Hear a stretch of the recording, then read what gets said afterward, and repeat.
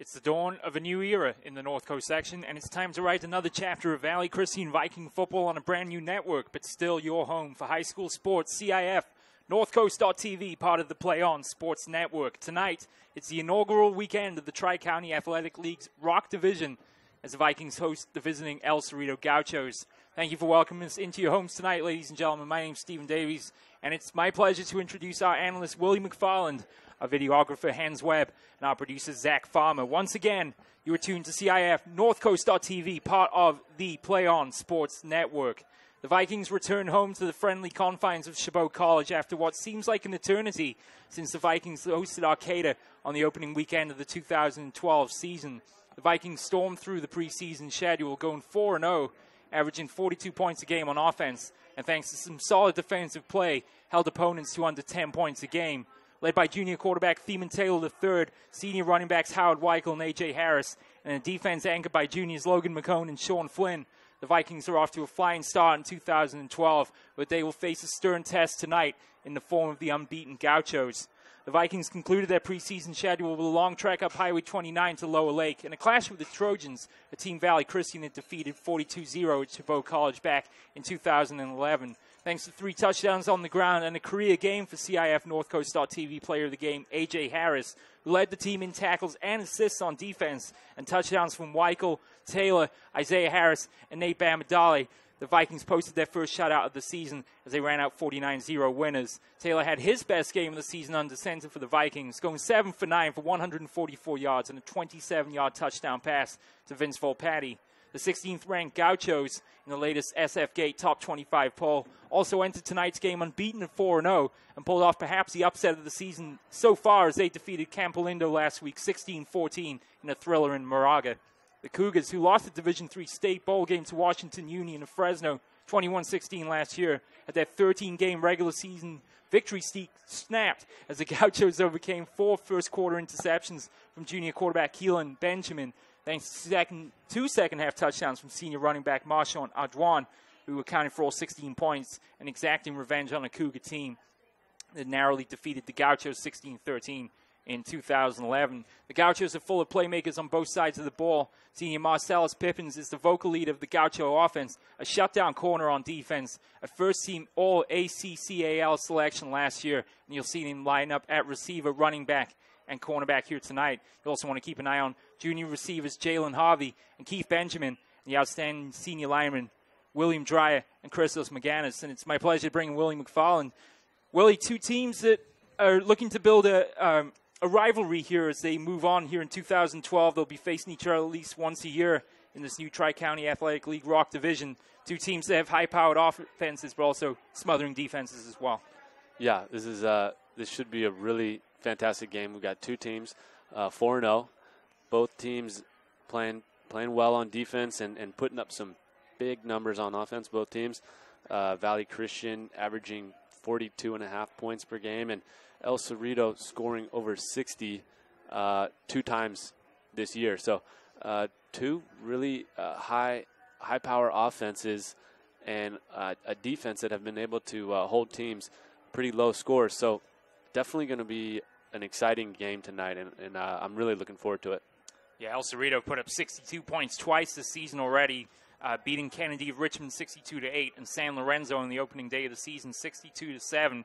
The quarterback play here will be crucial tonight. Theman Taylor had coming off his best game of the season so far, going 7-9 for 144 yards last week.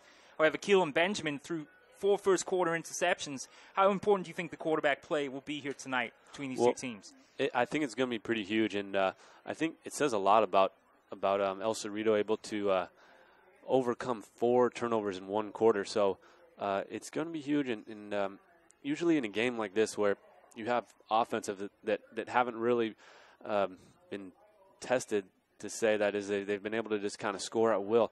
Usually it's the defense that kind of decides the game here. Big plays on defense, whether that's turnovers or even a touchdown defensively. So I kind of look for that to be the deciding factor tonight. And in your opinion, you think this is going to be an offensive outburst here tonight, or do you think this will be a defensive stalemate between these 2 teams? It's tough to tell because they've definitely game planned for each other well. We talked to both coaches, and they kind of have a feeling for what they think the opposition is going to do. So gosh, it's tough to say because they've both been scoring so much this year, but I have a feeling it might be lower than definitely lower than their scoring average. I'll say that. As Coach Kenny Kane said when we chatted with him in the pregame, you look at the box score last week for the game against Campolindo, and you, based on the 16-14 score, you think it wasn't, a particularly good game of football, but it was such a defensive struggle, and really both teams battled till the very end. It was only a stop on the final drive by the El Cerrito defense that preserved the victory. So it really should be a fascinating beginning to this Tri-County Athletic League Rock Division. Remember that these two teams are part of this new division thanks to the folding of the previous two seasons. But we'll talk about that in just a minute. We're going to go to the national anthem. We'll be right back with you for the start of this game on CIF North Coast.tv. One match away from immortality.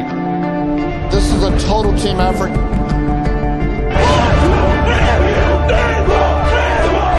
We're gonna come at you. One shot at this.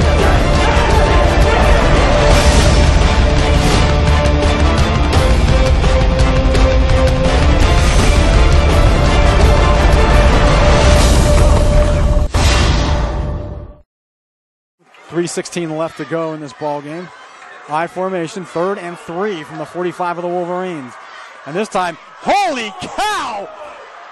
Dion almost hands it to the Westview player. He's going to run this to the 5-10. Touchdown, Wolverines! How did that happen? That was Snyder. Holy cow! He was in the backfield before the running back could even get the handoff. He took the handoff from Dion. He took the ball right out of Dion's hands and just... Holy cow! Can't say I've seen that one very often. Snyder comes shooting in from the A-gap. I think Dion froze when he saw him. He's ready to hand off to his running back. He froze when he saw him and just let him have the ball. 12 seconds to go. Oh, you could hear a pin drop. 5, 4, 3, 2. Get the snap off. Last play of the game. Brewster rolls right. Gets away from 2 sacks. Dons wins. Sack at the 20-yard line. What a game. And number 40, Lucas Zinder with the game-saving sack. And there is heartbreak on one sideline and a jubilation on another. Offset eye for the Grizzlies as Keeney takes it under center. They'll send a man in motion, pitch back to Bird on the sweep. Bird finds a seam. He might go, folks. 20, 15, 10. Drags a tackler. Touchdown! Bird goes 38 yards for the touchdown on the sweep. One more snap is all it's going to take, and there you have it, folks. Your 2011 Division I Sac Joaquin section champions, the Granite Bay Grizzlies, as they defeat Pleasant Grove 30-24. Jacqueline Williamson. Her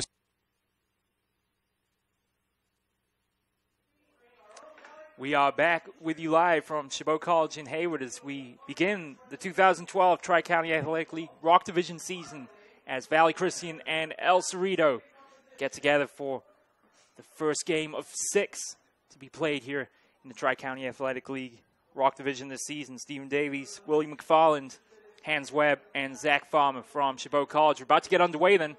Valley Christian will kick to start the game. They go from right to left on your screen wearing the home blacks with the red helmets. El Cerrito going from left to right with the white tops, the black pants, and the green helmets. It'll be Vince Volpatti to kick from the 40-yard line to the back deep for El Cerrito. To the left, Marcellus Pippins. He's wearing number 21. And to the far side, number 8, Adarius Pickett, the junior. Crowd on their feet then as we get ready to start the 2012 Tri-County Athletic League season.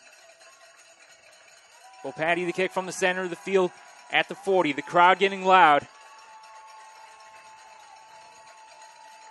And we are underway from Chabot College. Deep kick from Volpatti will be reeled in by Pippins at about the 5. He'll go to the far side. 20, 25. Look at him go. 30 across the 35. Wrapped up at the 40. The ball was taken away there by Vince Volpatti. He made the tackle on Pippins, but I think they'll say he was down. But boy, Marcellus Pippins has some speed there, bringing the ball back. Wow, and yeah, that was awful close to a fumble. Yeah. I'm surprised how quickly they they ruled him down, but they must have seen something differently. That's got to be, for me, that's the hardest call without replay. Sure. Definitely is a fumble, but yeah, he's got speed. That was a great run back.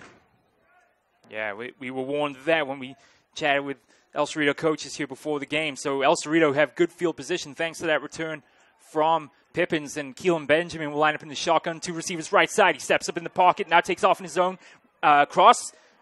Breaks a couple tackles, finally upended there by Howard Weichel as Benjamin was looking down the right sideline for a receiver, couldn't find a target.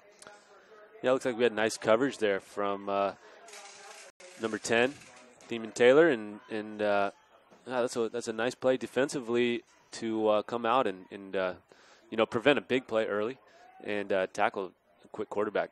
4 yards gain on the ground by Benjamin. It's a 2nd and 6. You'll have 2 receivers lined up to 2 running backs to both sides here. It's a handoff to the running backs. He goes across midfield down to about the Valley Christian 47. That's Ardoin on the carry.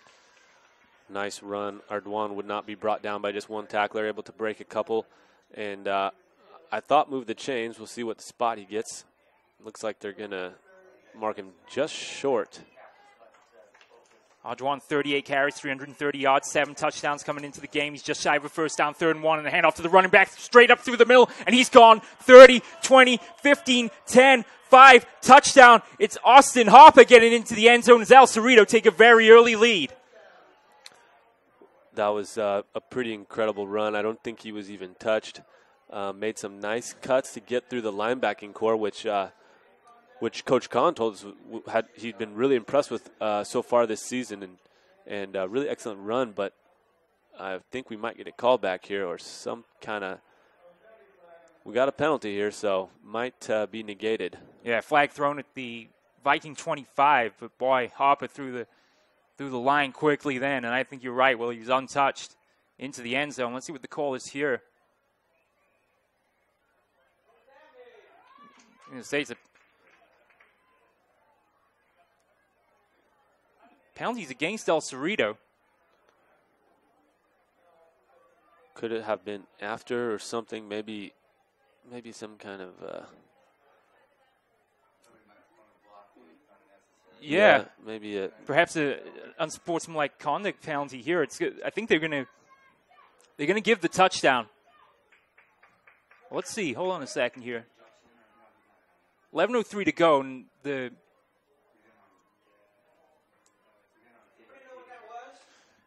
think there's a little confusion all around here. The PA staff here at Chabot College unsure of the call themselves. Now, they haven't spotted the ball on the field as of yet. I think they're going to give it to him. They're going to push him back for their extra points here. They're going to push him way back. So the touchdown should stand. You'd have to think some sort of late, after the play hit or something like that. It would be my assessment. It's a first down, El Cerrito, but they just brought out the kicking tee. So the touchdown stands, and the personal foul penalty is given on the extra point coming up. Here is the extra point, and that's going to be hooked left and no good. That was Christos McGannis there kicking the extra point, the right-footed boot, and Keelan Benjamin holding for El Cerrito. So a touchdown given to Austin Harper as he romps in from 47 yards out for the touchdown. And with just 57 seconds gone in this first quarter of play, it's El Cerrito 6, Valley Christian 0. Yeah, some quick strike offense there, and I think it was a little bit of a they changed the pace nice. They brought in a big bruiser who kind of trucked down for the first down, then brought in their quick guy, and nice touchdown. But it could end up being a costly penalty there. Not able to convert any type of extra point after scoring there. So we'll see if that plays a factor. Well, this level never helps much to be put back 15 yards on any sort of kicking situation, Absolutely. especially on an extra point. McGannis here will try to redeem himself, kicking off from the 40, back deep for Valley Christian to the far side. Howard Weichel to the near side, A.J. Harris.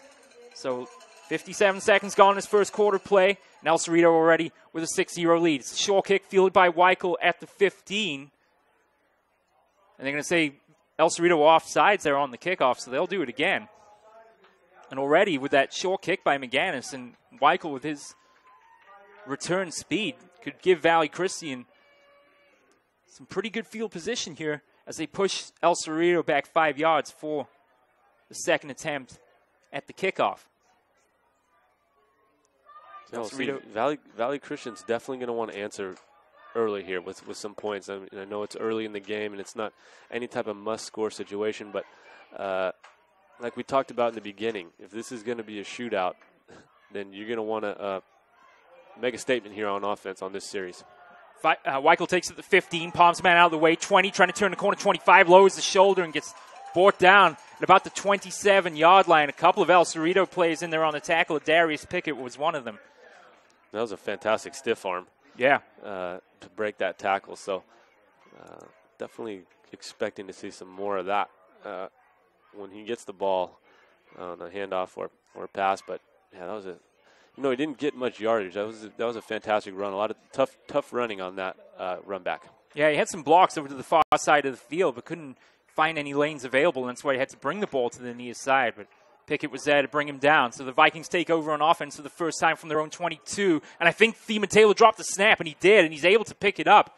But 3 Gauchos all over him as they bring him down for the sack.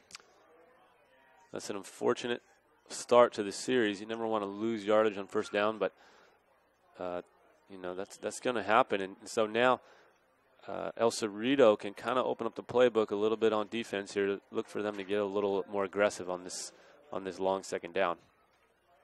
Just a loss of a yard there on that fumble and recovery by Thiemann Taylor. It's a handoff on 2nd and 11 to Taylor, to Weichel, and he breaks a couple tackles across the 30 to about the 33, bring up a third down. Good hard running to get a nice chunk here and make it into a manageable third down situation. I'm really curious to see what Coach Perella goes with here. I think Coach Kahn is going to be definitely playing run in this situation. See if they take it to the air and try to move these chains. They'll go with a power formation here, offset to the left with Volpatti and Harris in front of Weichel. Now the whistle goes. No receiver set here with Blackwell at tight end, far side.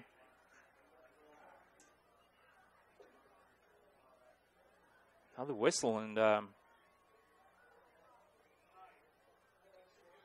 so it's another, I believe, another unsportsmanlike conduct penalty against El Cerrito. Wow, that's 2 already in the game so far, and regardless of talent, those things will cost you all night long, and really rather unnecessary so early on in the game here. We're barely 2 minutes into this first quarter of play.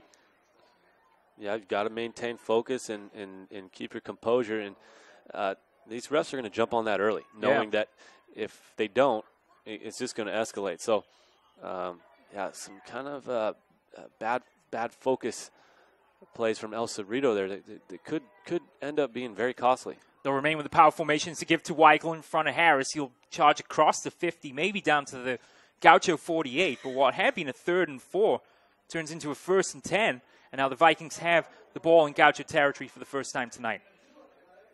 Yeah, another hard run from Weichel.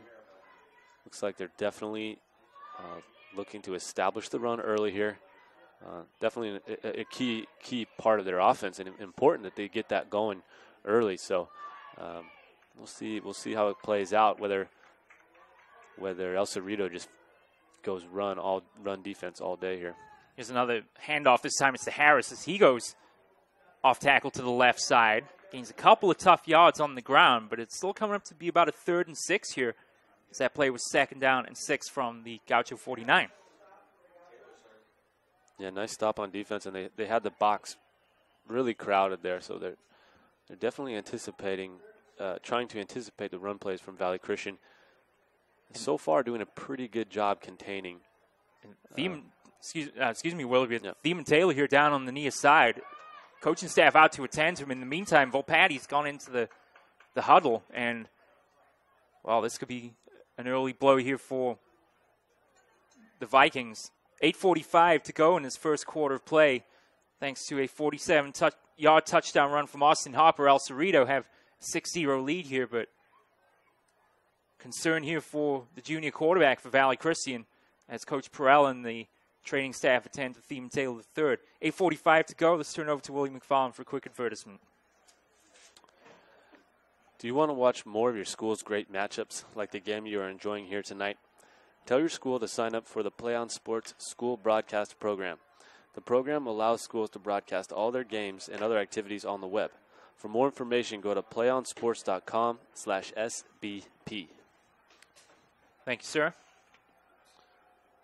So Taylor back up on his feet finally, and it looks like they'll hold him out of the game, at least for now, as they take him over to the bench. But we certainly hope that Theman Taylor III will be back into the game in due course. In the meantime, his fellow junior Vince Volpatti will take over the quarterback duties here for the Vikings. And Volpatti has had some fairly limited time at quarterback this season, only playing a few series up until this point.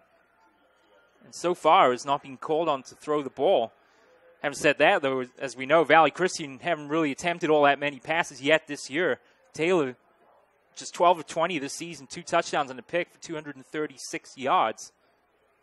But Volpatti, a similar type of mold, definitely run if necessary. So Volpatti here under center, 8:27 to go, 3rd and 6 coming up. Volpatti will roll out right side, pitches it to Weichel, gets a block from Harris, across the 45. Weichel turns the corner, across the 40, and out of bounds. That's a Viking first down. And a well-engineered play there by Vince Volpatti. Yeah, they ran the option. El Cerrito brought a lot of extra guys kind of frothing when they saw the backup come in. Were able to kind of free up, but I love that play call. Just great execution, and I believe that was, Weichel able to turn the corner and get the edge and move the chains, and a huge play on 3rd down, especially given that your starting quarterback just went down. Great. That was huge. Huge to keep this series going and answer El Cerrito. And I think that there has to have been some sort of penalty after the play, because the ball has been moved all the way down to the Gaucho 20. So following Weichel's run, which is good enough for a first down, probably down to about the 37, 36-yard line, the referees have, in due course, then moved the ball down now to the Gaucho 20. So and that ref's going to have to ice his shoulder after this. He's throwing that flag so much. Timeout called.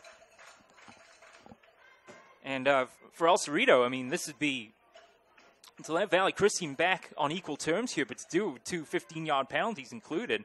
Certainly not the way that they planned on starting this game out. It's bad mental focus, and if we look at it, both of them have come on 3rd down.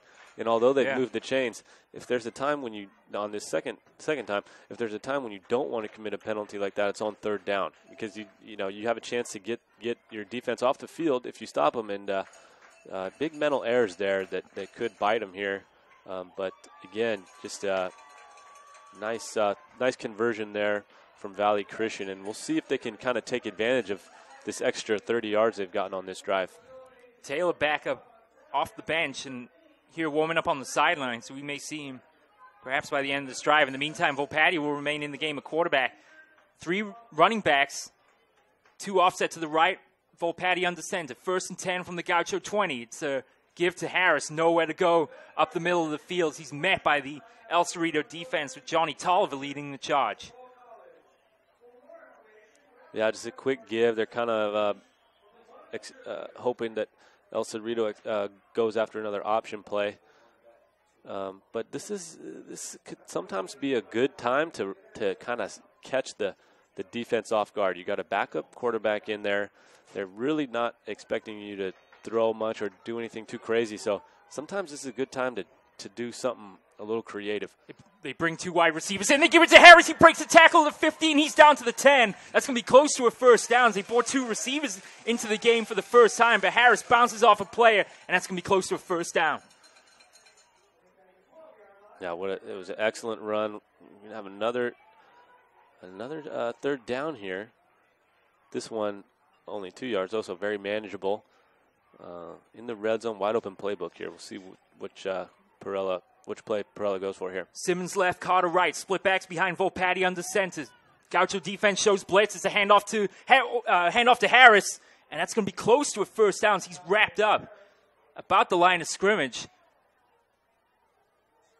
Now let's see where they spot the ball here, because I don't think they got enough. Let's have a look. Yeah, they're going to be about a yard shy here of the first down. So with 4th down coming up, Now, this will be an interesting play call here. The Valley Christian go for it. Vince Volpatti, don't forget, does kick field goals and extra points. He's yet to attempt a field goal this season, and they're going to go for it here. They're going to put Harris in front of Weichel here in the knife formation with Campbell off to the left of Harris. It's a give to Weichel. He's got the first down. He goes across the 10, and then he's wrapped up. Tackle made there by Derek Calhoun and by Quinton Anderson. But they should give Weichel the first down. Big conversion there, and I do like the play call. You're going up against a very high-powered offense, and if you get close, you'd like to get 6. So definitely like the aggressive play call there. They brought Campbell in a role similar to Perella played last year in the power running formations. Another blocking fullback there in front of Howard Weichel, and it paid dividends at times. Weichel was able to find a gap on the left side. First and goal, Vikings then from the 9, and they'll stick with a similar formation here. It's a handoff to Harris, and he gets wrapped up. He maybe is able to plunge forward for a couple yards. They'll bring up a second down. So Valley Christian here really grinding this drive out. They've got a little help along the way from the Gaucho defense. But this is a tough drive from the Vikings, and a second and goal coming up. And I think that was number 60, Freddie Sanchez, getting off his block really quick. Also anticipating a run up the middle. So nice play defensively there. Yeah, they're playing run, but it's not. They're not able to fully stop them. So they're going to stick with the run game here, I think, and been a good drive so far for Valley Christian. Blackwell's the tight end right side, and some movement on the line there. And El Cerrito want to say Valley Christian move first. Let's wait for the signal here. And actually, Valley Christian called timeout before the play could commence. So 5:18 to go then. Valley Christian knocking on the door. It's El Cerrito 6, Valley Christian 0.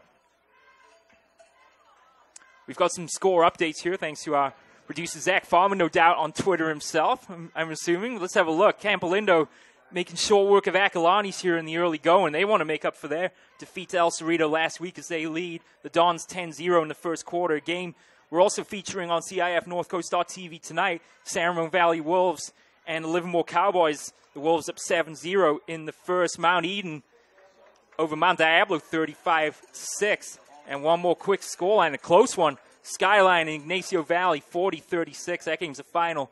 Concord up 7-0 over Heritage. Alito Thompson with his first touchdown of the evening. The Vikings also looking for their first touchdown as well. It's a second and goal coming up from the 7. Power formation right side here with Volpatti under center. It's a give to, or a fake give. It's a pitch to Harris around the right side. He turns. He's down about the 5-yard line. El Cerrito not fooled as they send 4 players out to the perimeter to bring him down. Yeah, they'd seen that option before with Weichel and kind of sniffed it out this time. So good play defensively. And again, we've got another big third down for Valley Christian. We'll see. They're about 6 yards out. Let's see if this will be their first pass play of the series. Yeah, they've got 2. They've got Dalrymple on and Carter as well. Dalrymple will line up left side, Carter to the right, and they'll go with an I formation here with Harris in front of Weichel. So it could be a good time to pass here from the center of the field. Third and goal. Can they give Volpatti enough time? He's going to keep it himself. Volpatti up the middle, dives for the end zone. He's going to be shy by about maybe a yard. Volpatti keeping it himself there and plunging forward, trying to drive to the goal line, but stopped shy. And now for the second time on this drive, they have a 4th down situation coming up. You think they got to go for it here, Willie? Well, it looks like they are, and it could be that on that last play they knew they were going to go for it on 4th down and just wanted to make it easier for themselves. So I like the play call. So far they've been able to get 2 yards when they've wanted 2 yards. So see if they're able to convert here. The Harris brothers in front of Weichel here. Volpatti understands to give on 4th down. Weichel dives for the end zone. He is going to be just shy, I believe. Yeah, turnover on downs. Weichel stopped by half a yard. El Cerrito have the ball with 3:48 to go, and they have just stopped Valley Christian a half yard short of the end zone. Yeah, that was a big defensive stand there. But, if you're Valley Christian, it's not all bad. You got them all the way backed up here. And also, hopefully, after that long drive, you've tired out the defense of El Cerrito a little bit. So not all bad that they get stopped there. I love when coaches go for it 4th and 1, because even if you don't get it, you put the opposition's offense in a tough spot here. Not too open of a playbook, if you will. Keelan Benjamin from inside his own end zone will hand off. Bouncing off a play there is the running back. And down, ball's loose. Scramble for it. Let's see who has it. Vikings jumping up and down. They think they've got it. Let's see. It was a handoff to Quinton Anderson. He fumbled the ball. It skewed back towards the center of the field. The Vikings were right there to make the recovery. And just like that, the Vikings have the ball and they're back on offense once again. And there's one of those huge defensive plays, game-changing plays from the defense that is characteristic of these games where offenses are normally dominant. So big play from Valley Christian there to get their offense back out on the field, and a tired El Cerrito defense. We'll see if they can stop this running game for a second time here. Well, Patty remains in the game. A quarterback, I formation behind. It's a gift to Weichel. He's upended. What a tackle there made by Jalen Harvey. My goodness me. Well, perhaps there was Bryson Singleton there. It was either 1 or 11 that made the tackle, but Weichel is just absolutely upended in the backfield. I thought I saw 11 Jalen Harvey, and that was just a fantastic anticipation on defense from Harvey to get up the seam, and he kind of knew what they were doing right away, seemingly, and just a nice tackle. Lost of a yard there. It's a second down. Give to Weichel behind the block of Harris, left side. He's over the 10 and brought down about the 8. The ball's loose, and now that might have just been recovered. It was indeed by Blackwell. I almost went out of bounds here on the near side. Nervous moments now for the Vikings on offense as well as they face the 3rd and long. These guys they're out there. They're ball hunting right now. We've seen quite a few fumbles already early in this game, even going back to the kickoff where a ball came loose, even though he was ruled down. So, guys are trying to get turnovers right now on defense. 3rd down and goal from the 13. Patty turns, fakes, fires for the end zone. Is picked off in the end zone by Harvey. Here he goes. 10, 15, 20 down the far sideline. Across the 40 to midfield. Weichel giving chase, and he upends him at the 40. A great tackle made, but Patty picked off in the end zone. Yeah, just another excellent read from Harvey. He's shown on 2 plays in that series. He showed great anticipation of the play and just kind of jumped that route. I thought for a second we were going to see a touchdown there, but just a nice play from Harvey. Jump the route and then show his speed and get a nice run back. So going to give El Cerrito some good field position here. And again, we see a defensive kind of big play on defense. That's going to be the factor in this game. It plays a huge role. Yeah, Volpani was looking for A.J. Harris in the end zone. He never saw Harvey step right in front of Harris and took that one back 59 yards. And now the Gauchos once again back out on offense. Handoff in motion to the receiver here, and he's brought down. That's good enough for a 1st down and more. As that was a handoff to Adarius Pickett. He goes across the 30 down to about the 20 of Valley Christian. Yeah, Pickett's showing some nice patience there. Kind of let the play develop and able to move the chains here. And so, Valley Christian's got to answer this running game here from El Cerrito if they hope to stay in this thing. Yeah, Pickett was lined up in the slot to the left side. He went in motion, and then Keelan Benjamin handed off. It was a big gap up the middle. 1st and 10, Gauchos from the 25. They'll do the same thing this time off to the left. And it's a handoff to Keith Benjamin this time. And that's another 1st down as he goes across the 15 all the way down to the 10. So El Cerrito wasting no time taking this opportunity. Yeah, they've been mixing up the play calling here on offense and really keeping the Vikings off balance. So that we saw a receiver run up the middle, and then we just see a receiver run to the edge. So keeping the Vikings off balance in this offensive series. 2:26 to go with the clock rolling. 1st and 10, Gauchos. Handoff, and the ball's loose again. And that came out of the hands of the running back. Wow, I think that was a handoff to Quinton Anderson there, the fullback, and it just came right out of his hands. He never had it. But the Gauchos, luckily, are there to recover. They'll bring up a 2nd down. Yeah, you said it right. Luckily, they recover. I would not, the way this game's been going, I wouldn't have been surprised to see a turnover there, but definitely lucky to fall back down on that thing and keep this drive alive. That's the 2nd fumble of the game. Now they'll go with 4 wide as they move 2 running backs out to receiver right side. It's a handoff to Arjuan, and he's into the end zone, makes it look easy. Touchdown, El Cerrito. Marshall and Ardoin, his first of the day, and El Cerrito lead this game 12-0. Nice run by Ardoin. He was looking to get the edge, and he saw someone had contain on him, so made a nice quick cut and able to kind of weave into the end zone there. So nice run from Ardoin. Yeah, and what worked on that play is they had Anderson and Keith Benjamin lined up in the backfield. They moved him over to the receiver to the right side, and it provided the extra blocking needed for Ardoin to get into the end zone. Now they'll go for two. They'll fire in the corner for Harvey, and he makes a circus catch to reel it in. They'll say it's no good. Wow, yeah, he stepped out of bounds. Harvey climbing over Preston Jung there in coverage, but Harvey forced out of bounds, so the two-point conversion no good with 1:46 remaining in the first quarter of play. It's El Cerrito 12, Valley Christian 0. Yeah, nice play defensively there. I think the old rules, they would have called him in, but he put a hit on him and kind of forced him out after he had to go up and get that ball. So that's two missed extra point opportunities for El Cerrito. So the score could be a lot different. Right now, 12 points not quite as daunting as 15 or 14. So it is indeed 12-0, and El Cerrito take a gift from Valley Christian as they had a 3rd and goal opportunity from the Gaucho 13, but they pick off Vince Volpatti. Jalen Harvey steps in front of A.J. Harris, returns it 53 yards, setting up that touchdown drive, and a score from Marshall Ardoin. So touchdowns tonight for Austin Harper and for the senior Marshall Ardoin. 12-0 lead then for El Cerrito with 1:46 to go.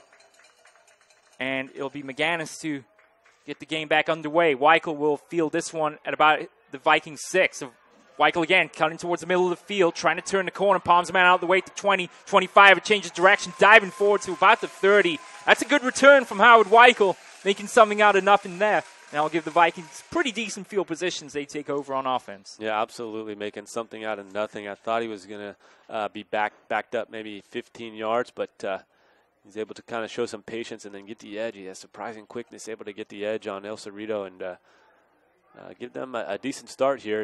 And this is an important series for them offensively to get on the scoreboard. Volpatti will remain in the game quarterback. For the meantime, no sign of the return of Thiemann Taylor III. Split backs, receivers to each side, give to Weichel, right side, across the 30, bounces off. It was actually faked there by Volpatti. The give to Weichel, he keeps it himself around the right side, goes across the 35 to about the 37, second down coming up. Yeah, Volpatti's shown that he knows what he's doing in the running game. They've had him run the option successfully. He ran a quarterback keeper on the last series and then another keeper there, so they probably like what they see when he keeps the ball and runs it. It's been playing well so far. Simmons in the game, receiver right side. It's a handoff to Harris across the 40 to about the 41. It's going to be close to a first down. It was 2nd and 5 from the Viking 37. But I think it's going to be a 3rd and, well, just as I say that, they move the chains. It's 1st and 10 coming up for the Vikings. Yeah, and we see the benefit of what that keeper did in the beginning. Jalen Harvey getting a nice jump off the line. He goes and he tackles Volpatti. And so this sort of it's a chess match here, who they go to on the handoffs. Volpatti there faked the give to Harris, who would have got blown up in the backfield, had to keep it himself, and he gets wrapped up in the backfield for a loss of yardage. It'll be a 2nd down and about 14 coming up. Yeah, that one finally sniffed out by the defense. Looked like a pretty similar play, just going on to the left side that time. So now they've got a long 2nd down here. And let's see if we get kind of creative, try and get some yards back and make it a manageable 3rd down. And it's front 4 for El Cerrito, really making things difficult for the Viking offensive line here at the moment. Perhaps time for one more play with 19 seconds to go in the first quarter. Volpatti drops back, fires right side, passes incomplete. He was looking for Weichel. Good coverage over that far side by Austin Harper. That's going to bring up 3rd and long. Yeah, good coverage there. And I'm noticing the linebackers from El Cerrito playing awfully close to that line and really keying in on the run. So Vikings are going to be in trouble if they can't kind of maybe get something going in the air. Right now, El Cerrito completely keying in on the run, and it's going to make it tough for them offensively moving forward. Of course, it doesn't help Volpatti's confidence throwing the touchdown or throwing the interception on the previous drive. It's 12 seconds to go, and a whistle goes.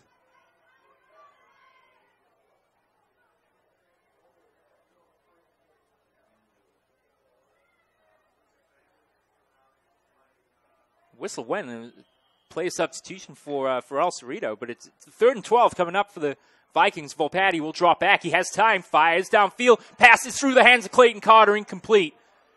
Carter had a couple of steps on the cornerback Quinton Anderson there, but the pass sails through his hands. That's going to bring up 4th down. Was a really nice route and nice timing. Possibly maybe just a little high, but, you know, I like the confidence in the quarterback going to the air on 3rd down and just, again, a nice route, but unfortunately unable to come up with the catch. And it's a holding call there on 3rd down. El Cerrito players pleading their case over there on the far side, but that'll at least move up Valley Christian 5 yards, so it'll remain 3rd down. And the flag thrown right about the point where Carter tried to make the grab over there on the far side of the field. So again, El Cerrito, so when they have the Vikings perhaps on the ropes, the penalty here will give the Vikings a short yardage situation and a chance here before the end of the first quarter of play to get another set of downs coming up. Yeah, and that's I think 3 times now that they've basically this time didn't move the chains, but certainly kept the drive alive because we were looking at a 4th and 12 otherwise. So costly penalties from El Cerrito. They're going to want to kind of clean up their game a little bit here and try to keep those out of the way because it's keeping the Vikings in this game here. Perhaps sensing a tipping point in this game, Coach Perella calls timeout. So with 8 seconds to go, let's turn it over to Willie McFarland for a quick word. PlayOn Sports is on Facebook and Twitter, giving you news and information and links to great highlights. Follow us at PlayOn Sports on both Facebook and Twitter. You can also access thousands of live and on-demand games on YouTube and youtube.com/PlayOnNetwork. Keep up with all the high school action every week. From your destination for high school sports, PlayOnSports.com. He's Willie McFarland. My name's Stephen Davies. Zach Farmer is behind the controls. Hans Webb providing the video coverage of tonight's game here from Chabot College in Hayward. First game of the Tri-County Athletic League season, and so far it's El Cerrito leading this game 12-0 thanks to touchdowns from Harper and Dwan. Valley Christian, thanks to a penalty against El Cerrito, have a second opportunity here on 3rd down. It'll be a 3rd and 3 from the Viking 47-yard line, and the Vikings really need to keep this drive alive here as Thiemann Taylor went out in the second possession of the game and has not come back since. So here we go on 3rd and 3. Volpatti will hand off to Weichel. He'll get a couple blocks. He'll break across the 50 and get upended. Big tackle made there, but not before Weichel gets a first down for the Vikings. Yeah, really nice run, and boy, that was a big hit from Quinton Anderson on El Cerrito's side. But big conversion, and what we're seeing so far is even though it's 12-0 El Cerrito, time of possession heavy in Valley Christian's favor. And we'll see if maybe fatigue can play a factor later in this game. It's definitely what the Vikings want to do, keep that high-powered offense off the field of El Cerrito. So just an excellent play call and excellent run to keep this series alive, which is very important for Vikings here. You had a feeling when we were discussing this game beforehand that this will be a physical battle, and you get the feeling it will be something that will go down in the fourth quarter and the kind of physical shape that these two teams are in. And I think it's showing so far here tonight with the kind of hits and the speed that we've seen on display. Absolutely. It has been kind of different than probably the games they've been used to playing, but ultimately the Vikings defense is going to have to come up with an answer for El Cerrito, because even if you sustain these super long drives and tire out El Cerrito's defense, you're going to have to get a stop or two in there in order to beat him. So El Cerrito playing really well on offense, and it seems like they're going to be hard to slow down. And right now, just defensively, penalties are hurting them. But give credit to the Vikings for dialing up some nice plays on 3rd down. The Vikings probably thinking they should have had at least a touchdown here so far, but have been stopped in both opportunities. As we begin the second quarter, Patty remains in the game. The quarterback, a long count, and Vikings dive first. And I think that's going to be a false start on the Viking offense as Greg Baker there, right guard position, moved. And I've been noticing the Vikings have been using a hard count throughout this game. Try to get El Cerrito offsides, but sometimes when you do that, you can end up getting your own guy. So tough break there. Yeah, and it caught Greg Baker off guard, so that'll push the Vikings back 5 yards. First and 15, excuse me, from their own 47. Weichel breaks the tackle, and he's trying to get to the outside. He's across midfield and brought down. Nice pursuit and tackle there by Marcellus Pippins, the shutdown star cornerback for the Gauchos. Yeah, so far Weichel, when he gets to the edge, he's been pretty dangerous, picking up 5-6 yards and then moving the chains we saw on an option play. So Pippins, not wanting him to get the edge again, came up, made a real nice tackle. So the Vikings get back to the original line of scrimmage. It'll be 2nd and 10 from the Gaucho 47. Again, sticking with this power running formation with Campbell in the game, blocking to the left side. Weichel does well to break a few tackles and gain some tough yards on the ground. Weichel across the 45 down to about the 42. That's going to bring up a 3rd and about 5 to go. Yeah, nice run from Weichel. He breaking tackles and just fighting for some yards, and now they've got a manageable 3rd down situation. But I can't. The interesting point here is that I can't remember an offensive series that didn't go to 3rd down, and so far I think they've got a pretty good percentage on converting. But if you're El Cerrito, you're gonna get pretty tired if you can't stop them on 3rd down here. Freddie Sanchez, the junior guard, being helped off the field here as he came up limp after the play, and with a little assistance from his friends, is off to the sideline. And Sanchez, a 5'10", 210-pound junior, off to the side. So 3rd down and about 5 to go then for the Vikings. 10:59 to go and the clock rolling here in the 2nd quarter of play. Gaucho defense shows blitz. It's a handoff to Weichel. Weichel across the 45, breaks the tackle to the 30, still going and brought down the 25-yard line. That's the 1st down. And a great run by Weichel up the middle of the field. Fantastic run, fantastic blocking, opening up a nice seam for Weichel. But give all the credit to the Vikings. But again, we could be seeing the effective time of possession here, giving El Cerrito's defense a little bit of fatigue. You know, we saw Sanchez go down there, so these drives are tough and grinding, and it seems like we might see him pay dividends here. And Josh Campbell has been the revelation on offense here, purely for his blocking play, lined up to the left of Harris. That gives him that extra beef in the backfield to open space up for Weichel. 1st and 10 Vikings. It's a handoff to Weichel to the outside, 25 to about the 22-yard line. I'll bring up a 2nd down and about 6 to go. Yeah, that's a good chunk on 1st down. And so now you get a few more options in the playbook here for a 2nd down and short. And I've been impressed with Weichel running the ball really well so far this game. Yeah, he's had an outstanding season, as Viking fans will attest, but they've certainly had that little extra dimension out on the field tonight, with Campbell playing much of this game at fullback position for the Vikings here tonight. 9:50 to go, then 2nd and about 3 to go from the Viking 19. Campbell will line up to the right of Volpatti this time. A long count, and that could be another false start. Let's see. Flag flies from the far side.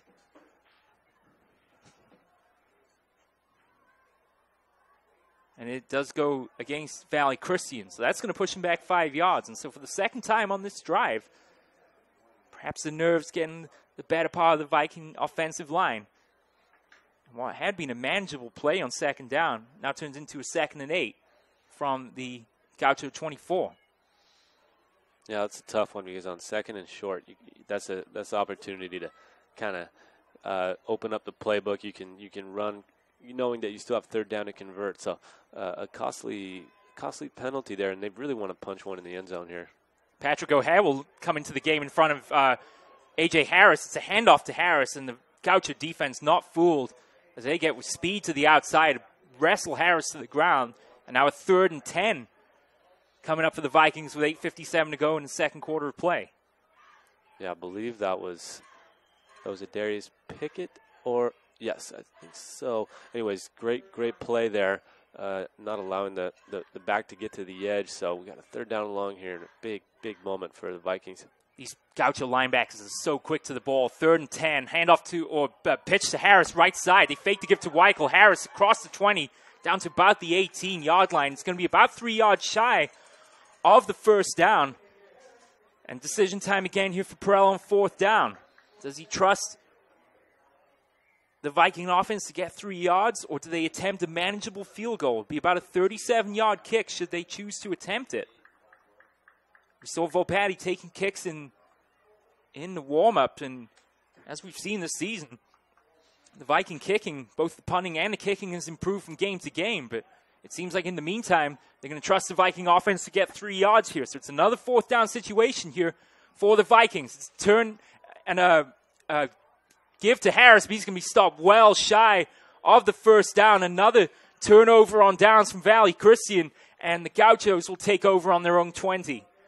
Yeah, big stop by El Cerrito, and I think that was a fullback handoff, and just kind of trying to catch, I think, the defense unaware a little bit to try and move the chains there. But yeah, a big stop again from El Cerrito, so they're kind of tightening up when they get down towards the back of their own end zone, and you got to credit the defense able to stop the Vikings on that series. Yeah, and unfortunately with no real chance to bring out the passing game here, El Cerrito were ready for that run on 4th and short. And now they're out on offense here with 7:50 to go, leading this game by 12. Benjamin sends a man in motion. It's a reverse around the right side to Marcellus Pippins across the 25 to the outside 30, 35. Shakes and bakes at the 40. He's wrapped up. Tackle made by Patrick O'Hare. But that's a long first down gain for Marcellus Pippins. Nice run from Pippins. And what we've seen out of El Cerrito offensively is just really a nice mix of plays and not repeating any plays, and really keeping the Vikings guessing really on what they're going to run. And now you do a reverse, so now the defense has to remember that reverse, and they're going to remember that. So just a nice mix of plays from El Cerrito. Keith Benjamin goes in motion, 4 wide receiver set, a handoff to the running back up the middle of the field, but nothing going there. I believe that was a handoff to Dwan that time. They wrap him up on first down. Second down coming up.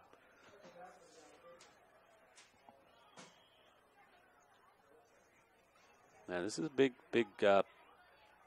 big moment, or not moment, I should say, but a big series for the Vikings defense. They've got to help their offense out here a little bit, get a stop. 4 wide receivers set, 2 split to each side. It's a handoff to Hopper, and he gets wrapped up. Great tackle, A.J. Harris. Boy, he wrapped his hands around the midsection of Hopper and brings him down, maybe for a gain of a yard. That's going to bring up a 3rd and 9.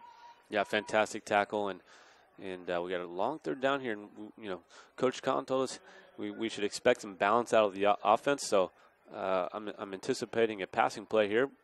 We haven't seen too many of those tonight, but would not be surprised at all if they finally went to the air here. 2 receivers left, 1 right. Running back to the left. They'll send a man in motion from right to left. That's Pickett. Dropping back and rolling out left is Keelan Benjamin. Got a lot of pressure coming. Might have to get rid of it here. Gets a great block. Steps up in the pocket. Fires downfield. Picks out a receiver at the 37 for a first down. Tremendous awareness by Keelan Benjamin to throw downfield and pick out his brother Keith. Yeah, nice play from Benjamin, extending the play. And if you give receivers that long to get open, they will get open. It's just a matter of time. So, credit Benjamin for kind of staying alive back there when I thought he was going to go down for a big loss. And nice conversion on 3rd and long. Yeah, it certainly was. Benjamin 3 plays all over him and somehow was able to step up and get rid of the ball. They'll go 4 wide receivers again with 2 splits each side. Benjamin, quick step, throws, complete to the right side. Oh, what a move on the far side there by Jalen Harvey down the sideline. He's wrapped up, tackled out of bounds by Vince Volpatti, but boy, he's got some quick feet over there, doesn't he? He sure does. Nice little shake to evade the first tackler, and once he did that, he was kind of off to the races. But we got a penalty. And the bugaboo, perhaps, of the Gauchos so far tonight, the penalties, this one flown back at around the original line of scrimmage. And that snuffs out what would have been another first down. A quick drop from Keelan Benjamin. Jalen Harvey just absolutely sidestepped the player far side.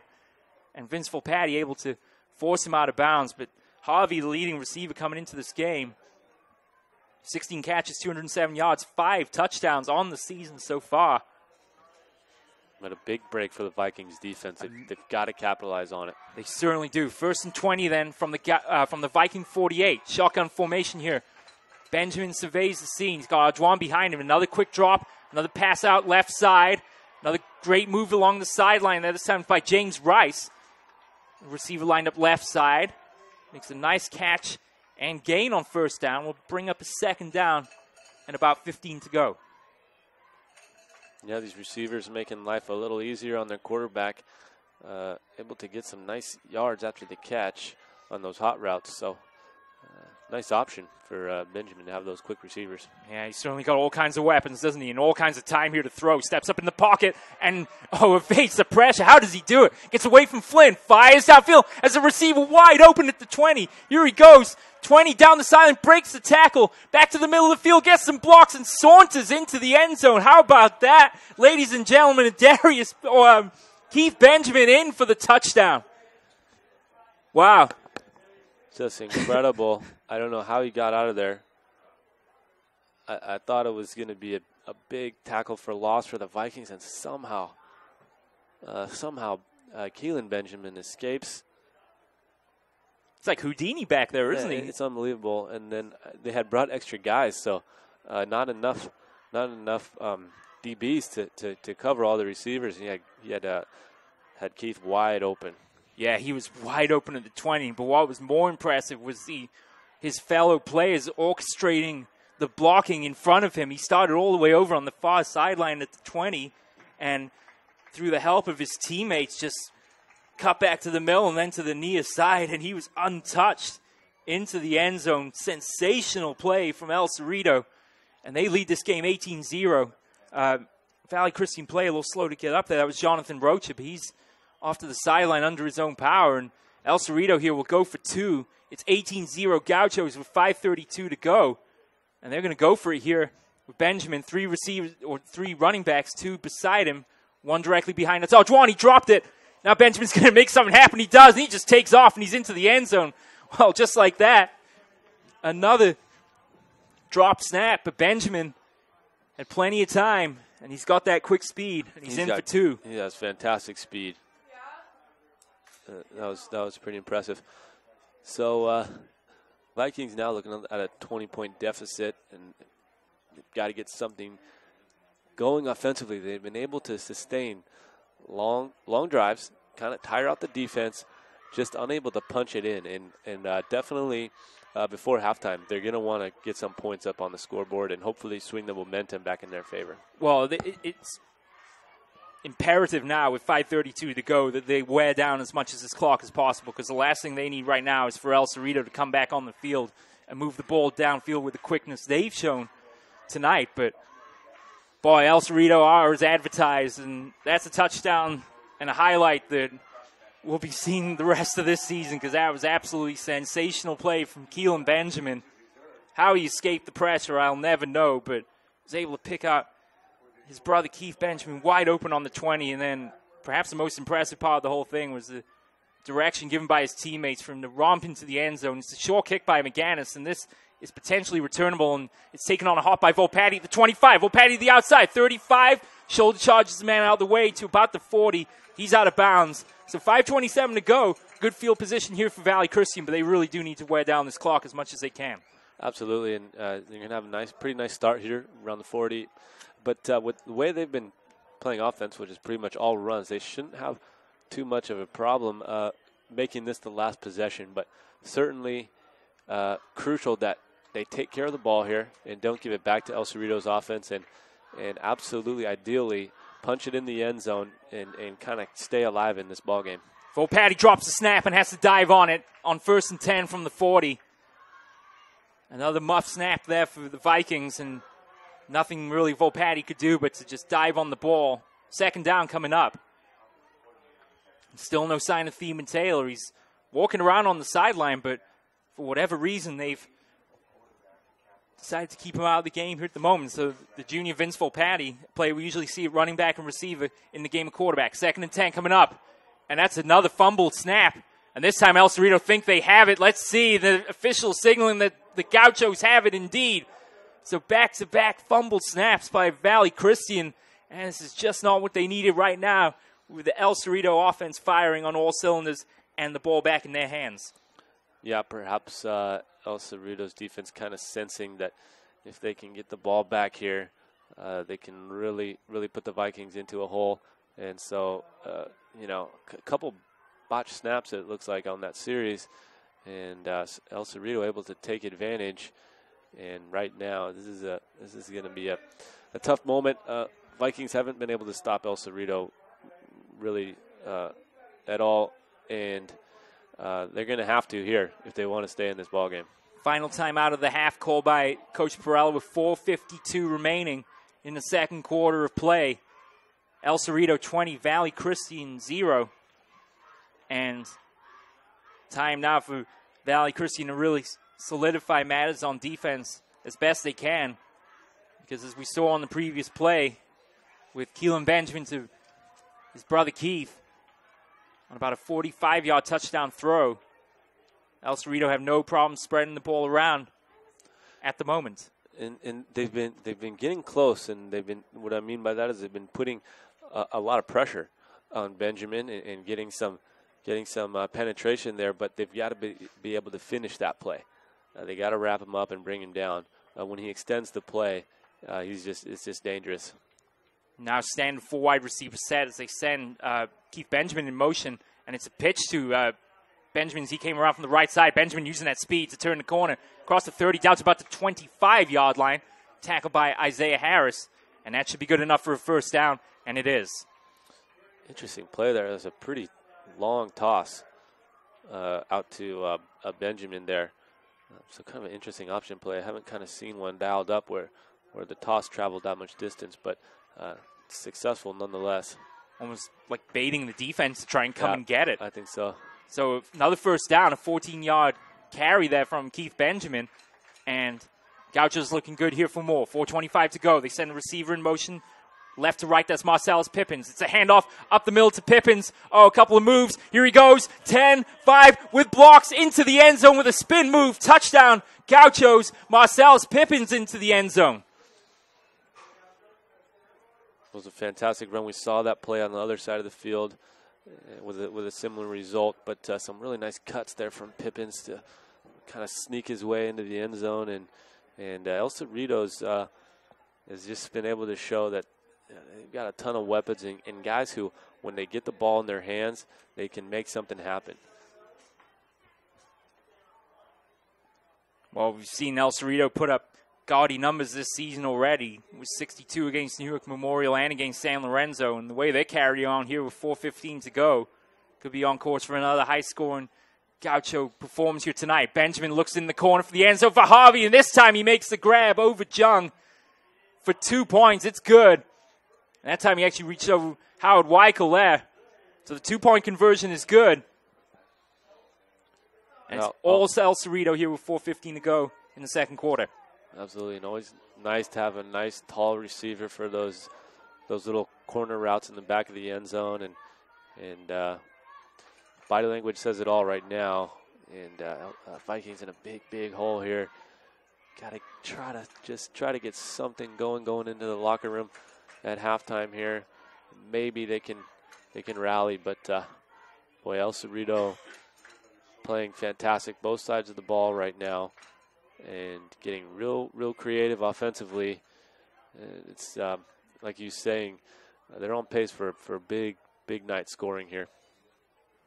4:15 to go, second quarter play. It's El Cerrito 28, Valley Christian 0. So a couple different changes in personnel here back deep for Valley Christian on this kickoff return. It's Christian House far side to the near side, Vince Volpatti. It's McGannis to kick then from the Gaucho 40. Low line drive kick. That may go out of bounds. It's a tremendous kick by McGannis, and Volpatti trailed it all the way, but no chance to return it. Valley Christian will take over on their own 20-yard line. So 4:15 remaining, and this is a drive where you just need to start building your confidence back up here on offense if you're the Vikings right now. Absolutely, and plenty of time left. If nothing else, you cannot give El Cerrito the ball again this half. So you'd like to see him move the chains here, and huge for the rest of it, for going into the second half, that you get some confidence that you can score on offense. The problem is when you're in this deep of a hole, the defense can play really loose. You know, you can really open up and kind of take some shots defensively, which is going to make it tough for the Vikings. 2 wide receivers set here, split backs behind Volpatti on 1st and 10. Vikings from their own 20. Volpatti looks right, fires left, pass is deflected and tipped away by Jalen Harvey. He was looking for Jared Dalrymple there, and that's going to be a second down coming up. Yeah, it's twice we've seen Harvey make a nice read in playing defensive back and awfully close to another interception on that play. And perhaps even a pick six, too, because he stepped right in front of the receiver that time, and had he secured both hands around the ball, there was a lot of daylight down that far sideline. 2nd and 10 then for the Vikings. The clock stops with the incomplete pass. 4:10 remaining in this first half of play. And receivers line up left side this time. Long count again by Volpatti. Handoff to Weichel, and the flags fly. And I think this might be another penalty against the Viking offense.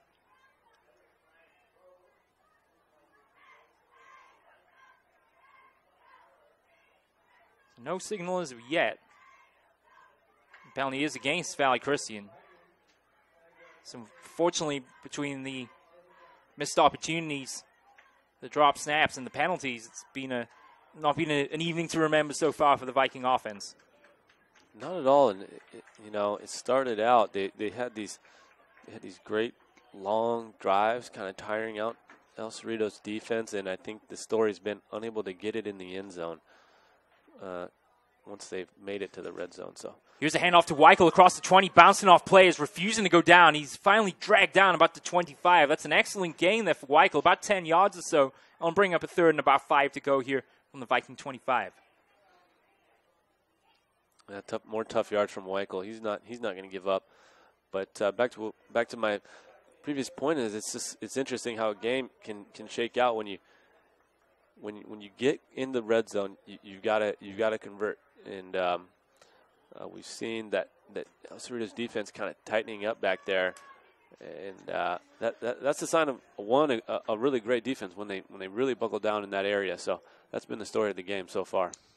Gaucho defense showing blitz into the backfield quickly there. Volpatti no option but just keeping himself and dive forward for a couple yards. A 4th down coming up as the protection broke down around Vince Volpatti that time.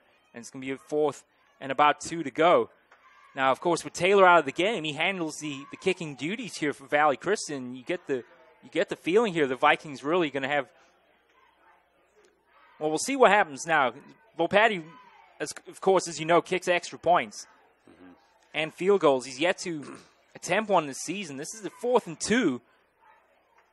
They've had success on 4th down so far. Yeah, they certainly have. They'll bring Harris in front of Weichel here. It's a turn and a fake give by Volpatti. He'll dive forward. That's the 1st down and a little more.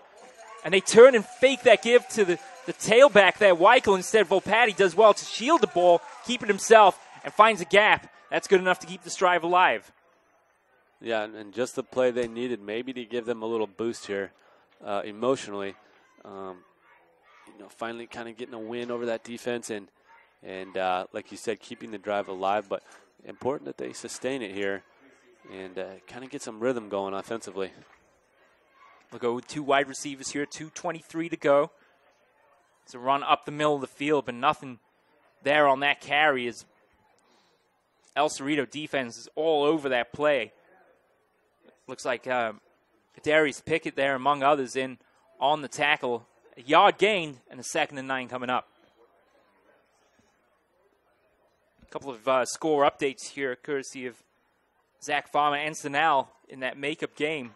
Lean Vallejo 7-0 at the half. California over Amador Valley 14-7. 2nd and 9 then Vikings. Volpatti long count again. He'll roll out right side, and he pitches to Weichel. Did well to field that one off the shoestrings, and he gets shoved out of bounds. That's a late hit, it seemed. But he's brought down out of bounds. 3 players wrestle number 39 to the ground as Derek Calhoun applies the blow. Yeah, he was still in bounds when he got hit by Calhoun, but he was definitely on his way out of bounds. But like I had been saying, now you could see the defense of El Cerrito really playing free and kind of flying around out there. And another big 3rd down for the Vikings. 3rd and 8 now from the near side hash mark. It's a give to Weichel left side behind the blocking there of the fullback, but he's going to be wrapped up well shy of the 1st down as Bryson Singleton brings him to the ground.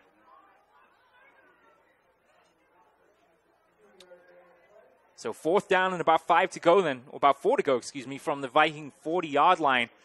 And with just 45 seconds remaining, the Vikings, as you can imagine, will try and let this clock tick down as much as they can.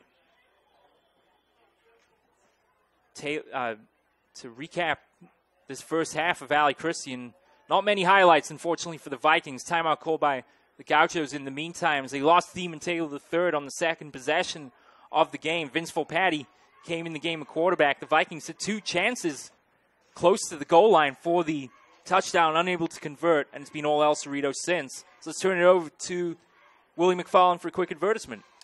PlayOnSports.com is not only your destination for Friday night football action, but it's also the place for the most comprehensive coverage of high school playoff and championships events in all sports from across the country. PlayOnSports.com. High school sports lives here. Thanks, sir. So El Cerrito taking a timeout, hoping to get another chance on offense.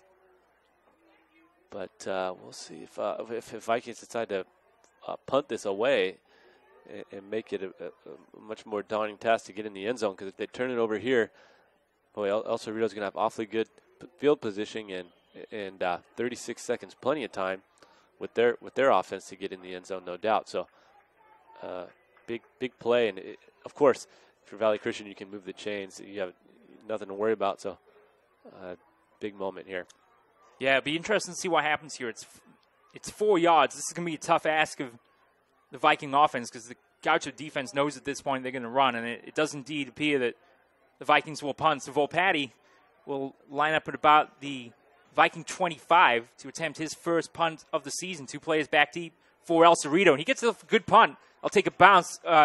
Is fielded at 30 by Jalen Harvey. Here goes Harvey down the right side on 45. Oh, gets a block. He goes back to midfield. Look at this. Harvey at midfield now. Blocks ahead of him. Gets a crushing block there down to the 30, the 20, 15, 10, 5. Touchdown, Jalen Harvey. Wow. Well. Oh, man. There were like 10 highlights in one on that play. Just absolutely crushing blocks laid out by the Gauchos there on the Vikings.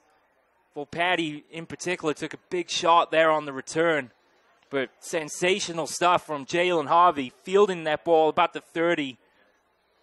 Taking all the way down the right sideline, and then about midfield, changing directions. And again, the awareness there from his teammates, of the players around him, just absolutely outstanding. And Jalen Harvey returns that one 69 yards. And the spin move at the beginning of that run was phenomenal. It was almost like a misdirection spin move, just to free that thing up. So that was an outstanding run back. A hush falls over the home side of Chabot College here as the Gauchos send the special teams unit on to kick, or the kicking unit on to attempt the extra point. McGannis hooks that one wide right. It's no good, but a flag on the play.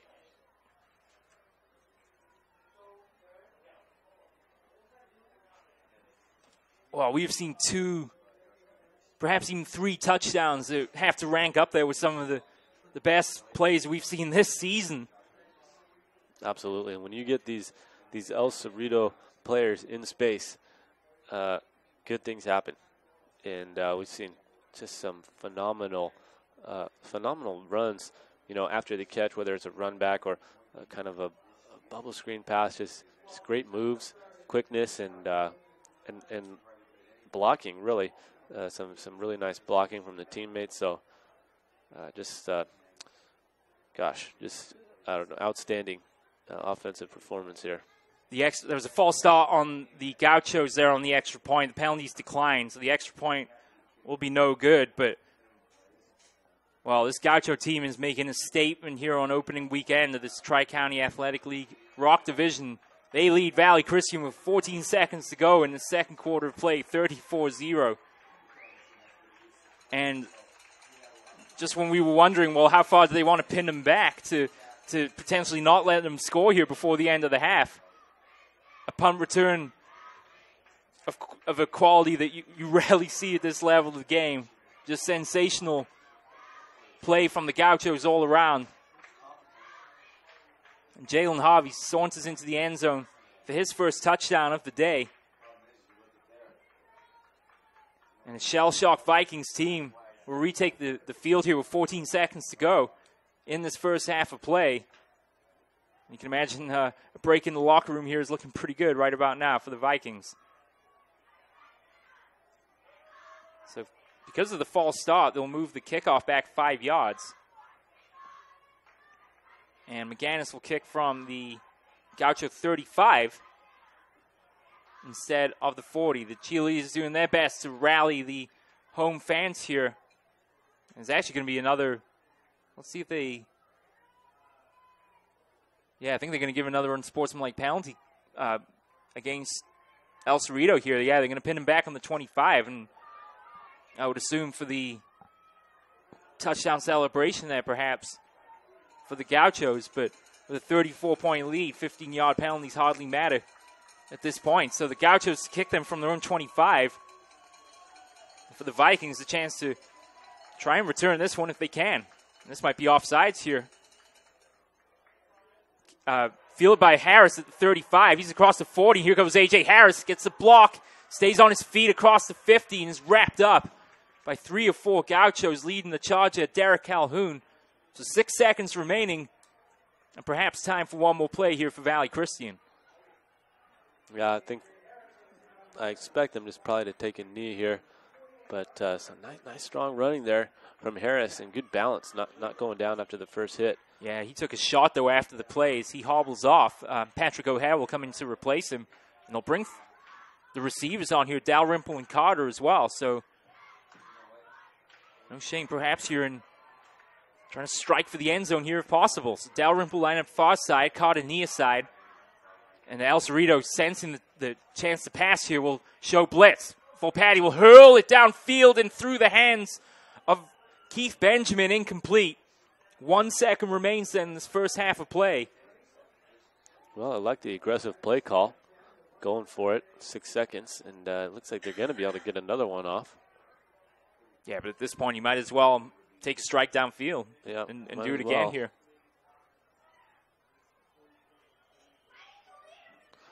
Although, I mean, you got to expect that El Cerrito is going to put in the prevent defense, and who knows what can happen when one of those guys gets the ball in their hands. So sure, it's still even a gamble to throw the ball up here this late. Final play of the first half. Volpatti fires and incomplete. He was looking for Carter right side.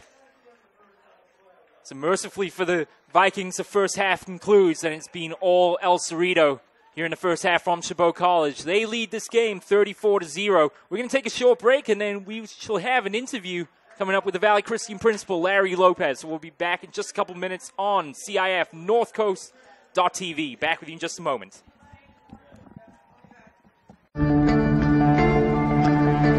One match away from immortality.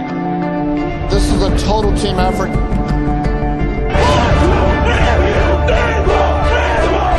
We're gonna come at you. One shot.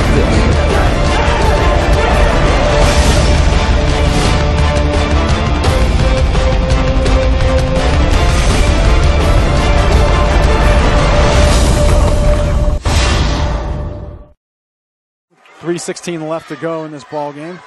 I formation, 3rd and 3 from the 45 of the Wolverines. And this time, holy cow! Dion almost hands it to the Westview player. He's going to run this to the 5-10. Touchdown, Wolverines! How did that happen? That was Snyder. Holy cow! He was in the backfield before the running back could even get the handoff. He took the handoff from Dion. He took the ball right out of Dion's hands and just... Holy cow! Can't say I've seen that one very often. Snyder comes shooting in from the A-gap. I think Dion froze when he saw him. He's ready to hand off to his running back. He froze when he saw him and just let him have the ball. 12 seconds to go. Oh, you could hear a pin drop. 5, 4, 3, 2. Get the snap off. Last play of the game. Brewster rolls right. Gets away from 2 sacks. Dons win. Sack at the 20-yard line. What a game. If for some reason I just went blank, Scott, right? Steven. Oh. Yeah, no problem. It's okay. It happens.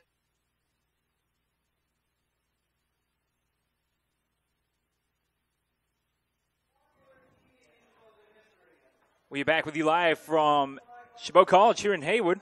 The first game of the Tri-County Athletic League Rock Division season. And unfortunately for Viking fans out there, it's been all El Cerrito here in the first half of plays. They lead this game 34-0 at the half. But it is my pleasure to bring back a fellow that we've had featured on the CIF, NorthCoast.tv, and also KBCSports.com, the principal of Valley Christian High School, Mr. Larry Lopez. Thanks for joining us, Larry. Hey, you're very welcome, Stephen. Thanks for having me again.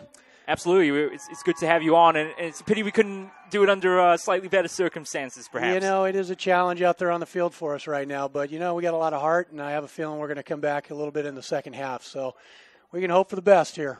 But, of course, this is kind of what the Viking program wanted, you know, to make a step up from the Bay Football League into, you know, in previous seasons, to move up to a league where it can be arguably said the competition will be stronger week in and week out.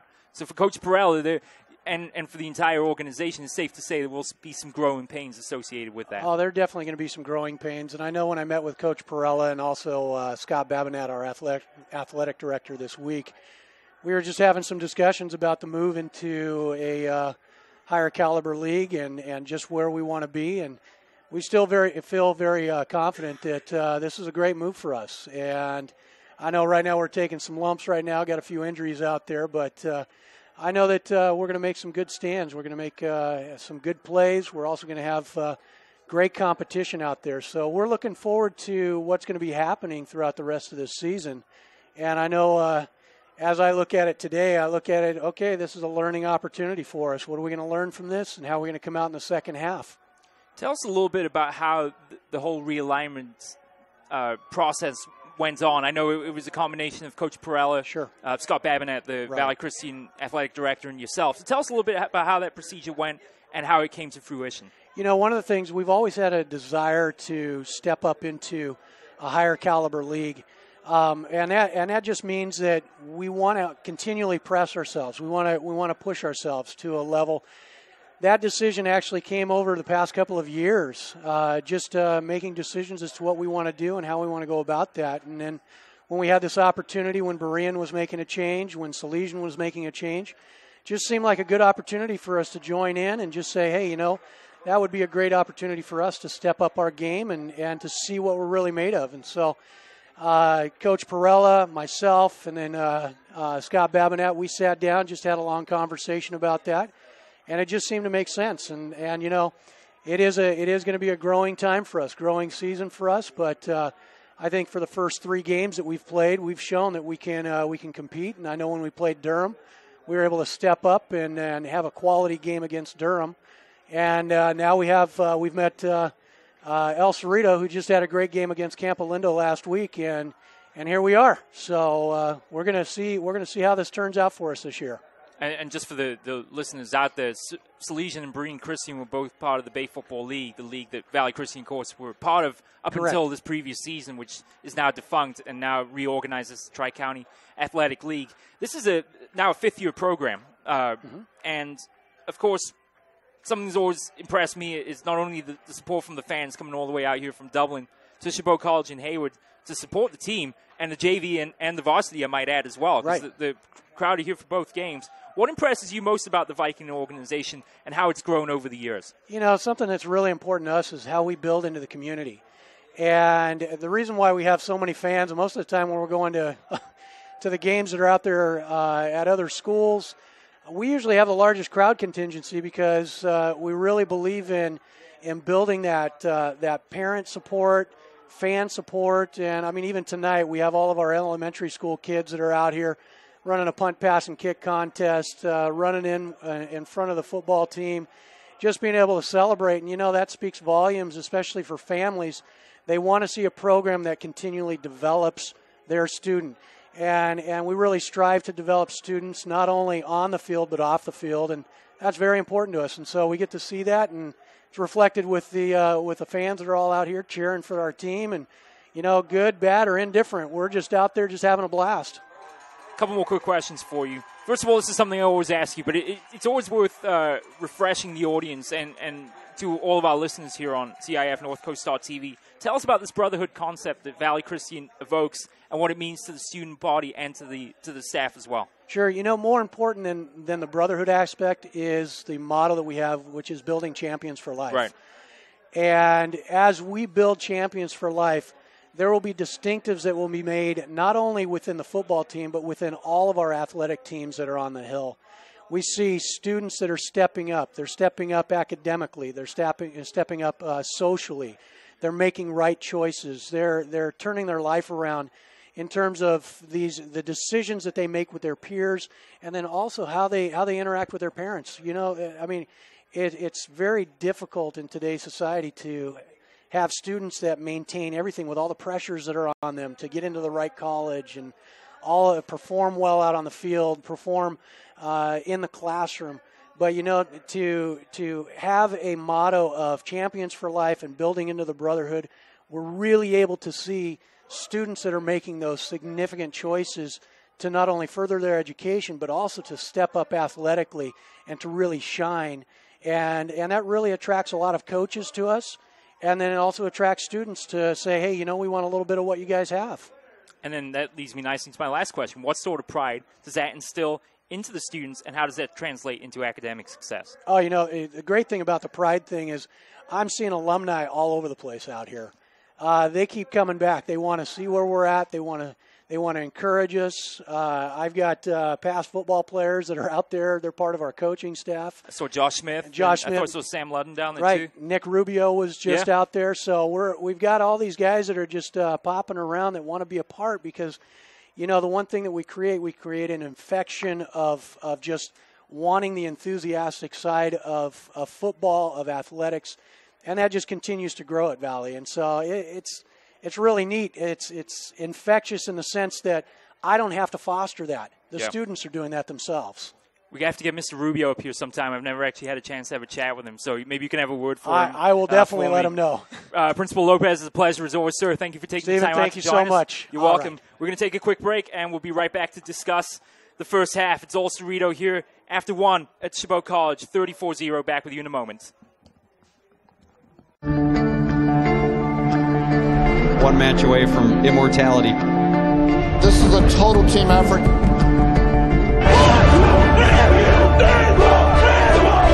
We're gonna come at you. One shot.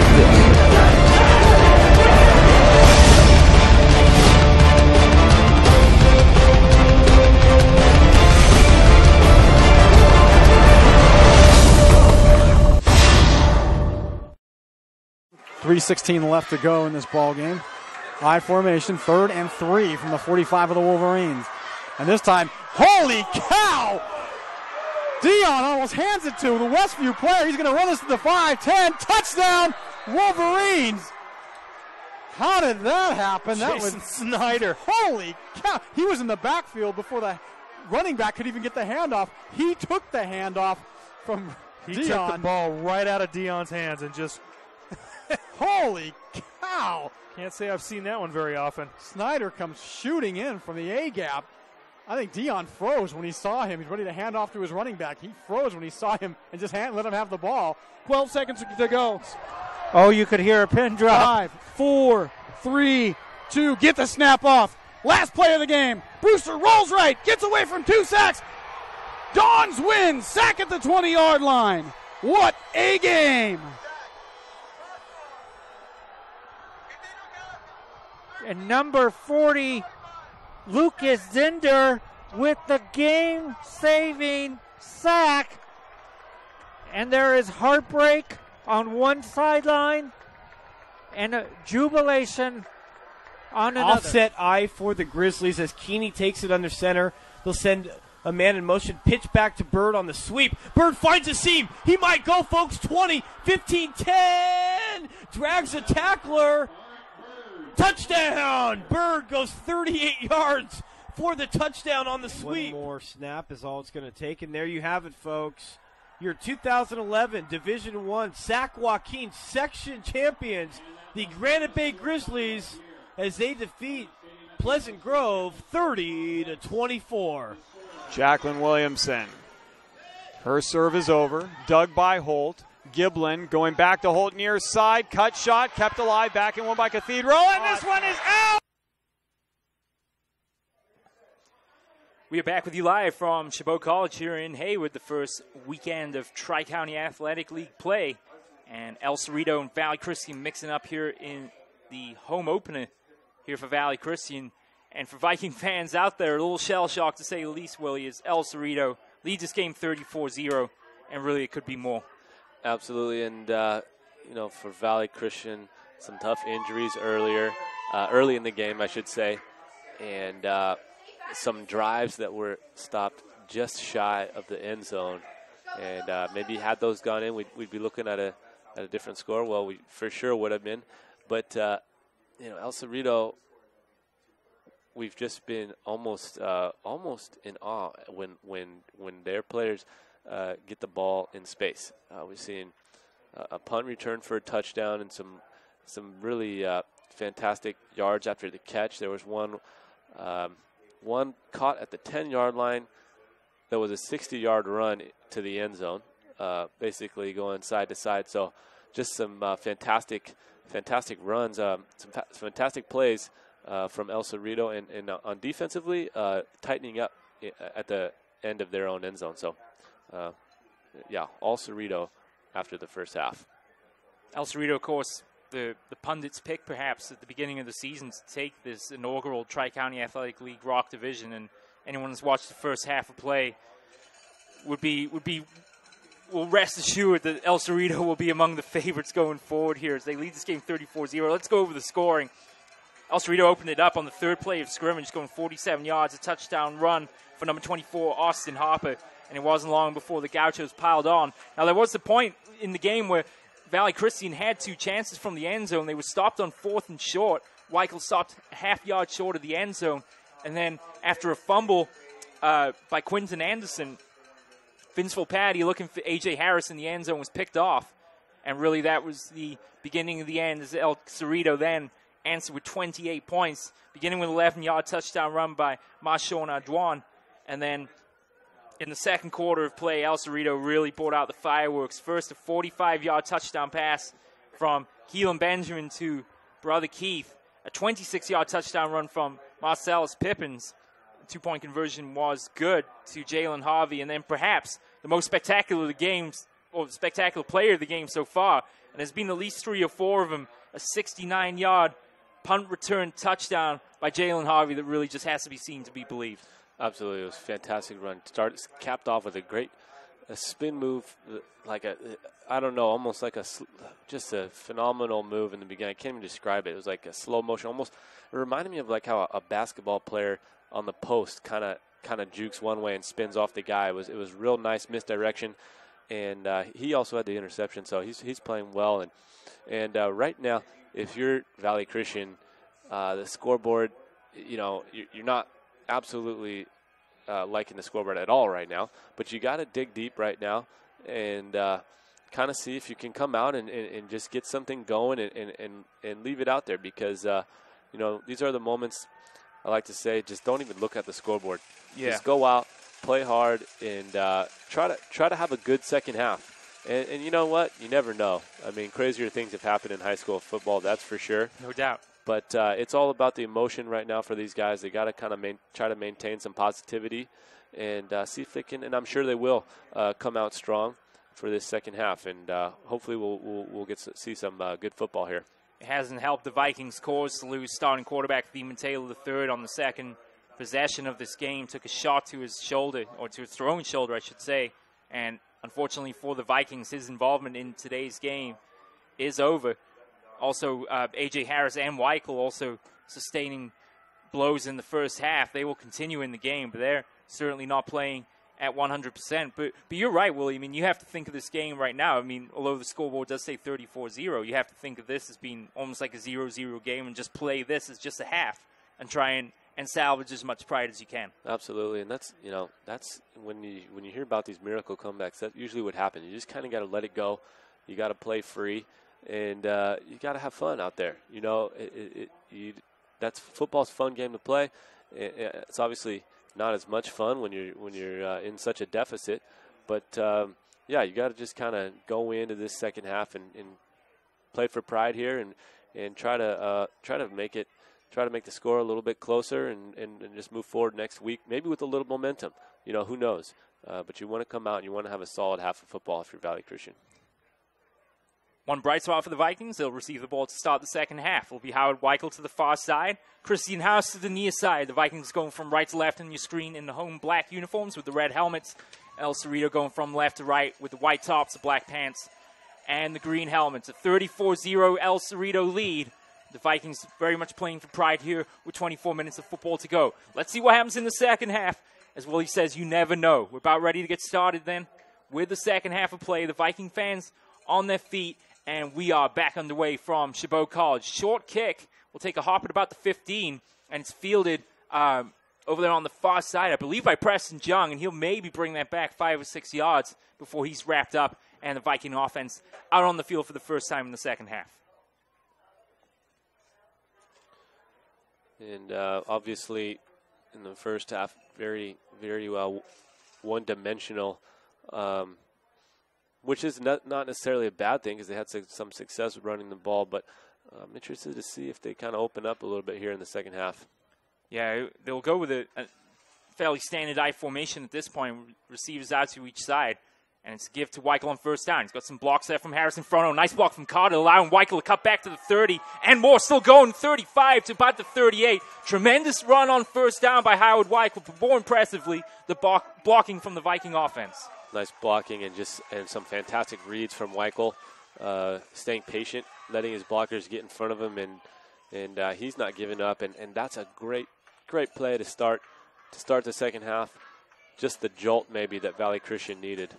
Simmons replaces Dalrymple, receiver, far side. 1st and 10 Vikings from their own 38 to give again to Howard Weichel. But he's wrapped up this time. Fine tackle made by Keith Benjamin to drag Weichel to the ground.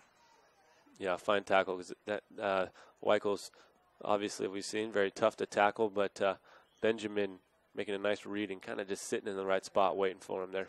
That's perhaps something we haven't given enough credit to El Cerrito today is their prowess at tackling, because they've really done a good job of wrapping up these Valley Christian runners tonight. 2nd and 10 then from the Viking 39.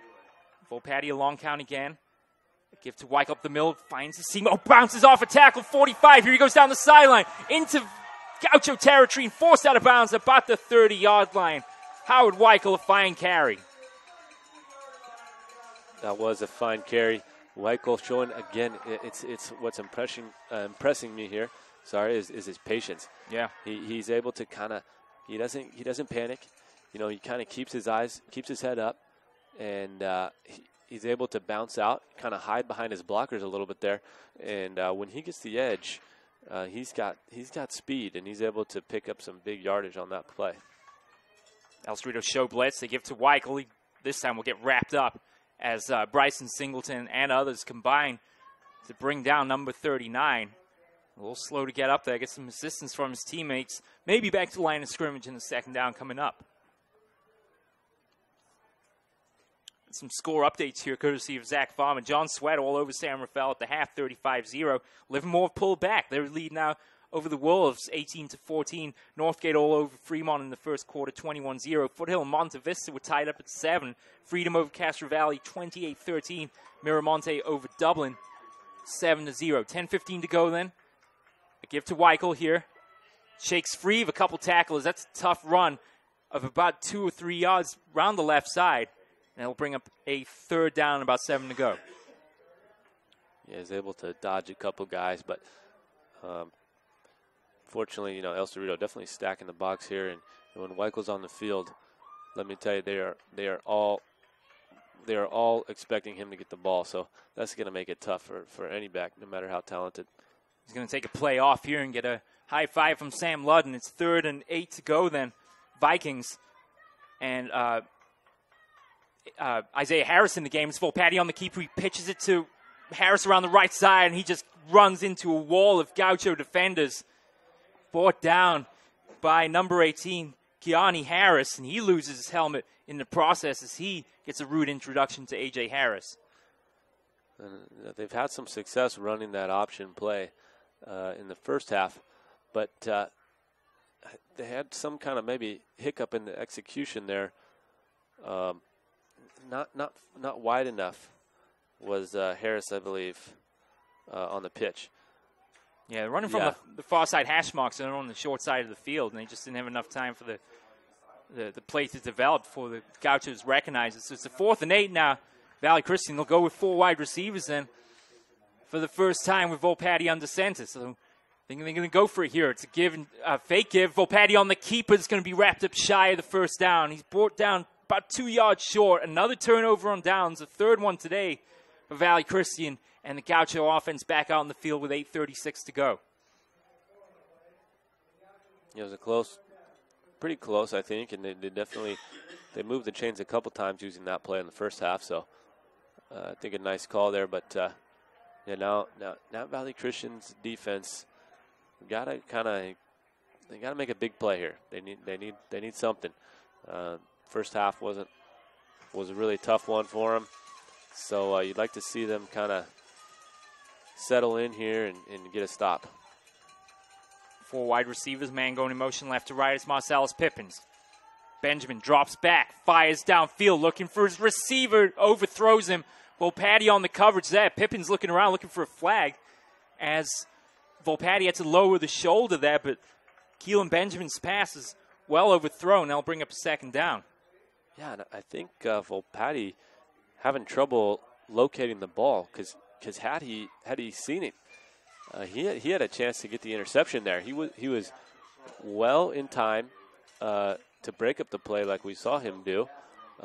Maybe even slightly early. So kind of lucky they didn't get a call there. But I think if he had located the ball, we would have seen an interception on that play. Yeah, I think you're right. I think he perhaps lost in the floodlights there, and he was going stride for stride with Pippins there down that near sideline. They'll bring up a 2nd and 10 on the incomplete pass. Again, 4 wide receiver set. Give to Arjuan. He bounces off a player. Gets wrapped up. Josh Quadara, fine tackle, bringing him down at the knees. And Quadara's pumped up. That's going to bring up a 3rd down and 10. And that's just the kind of play you need on defense from your linebackers. Absolutely. And Coach Kahn of El Cerrito talked to us about that linebacking core. And here's your opportunity on defense to get a stop here. Here's Pickett Keith Benjamin, going in motion. He'll pick out. He overthrew him, and that's incomplete. Trying to quick out route there, and Keelan and perhaps just a little bit too much mustard on the pass, looking for his brother Keith. And that's going to bring up a 4th down.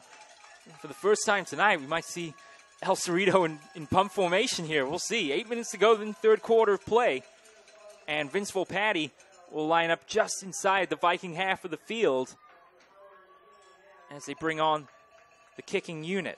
It'll be James Rice, the senior, to punt from about the Gaucho 10-yard line. So the Viking defense does their job. Now has an opportunity to get the offense back on the field. Good kick from Rice. Fielded by Volpatti at the 40. Trying to find some running room and nowhere to go. Boy, those special teams down quick. And Derek Calhoun brings Volpatti to the ground. Viking offense back out on the field after a good defensive effort there by the Vikings.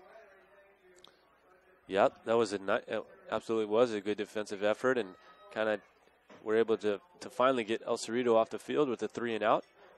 And so we're going to see here if offense can capitalize. But back to that special teams play, boy, El Cerrito has been really impressive on special teams. Yeah.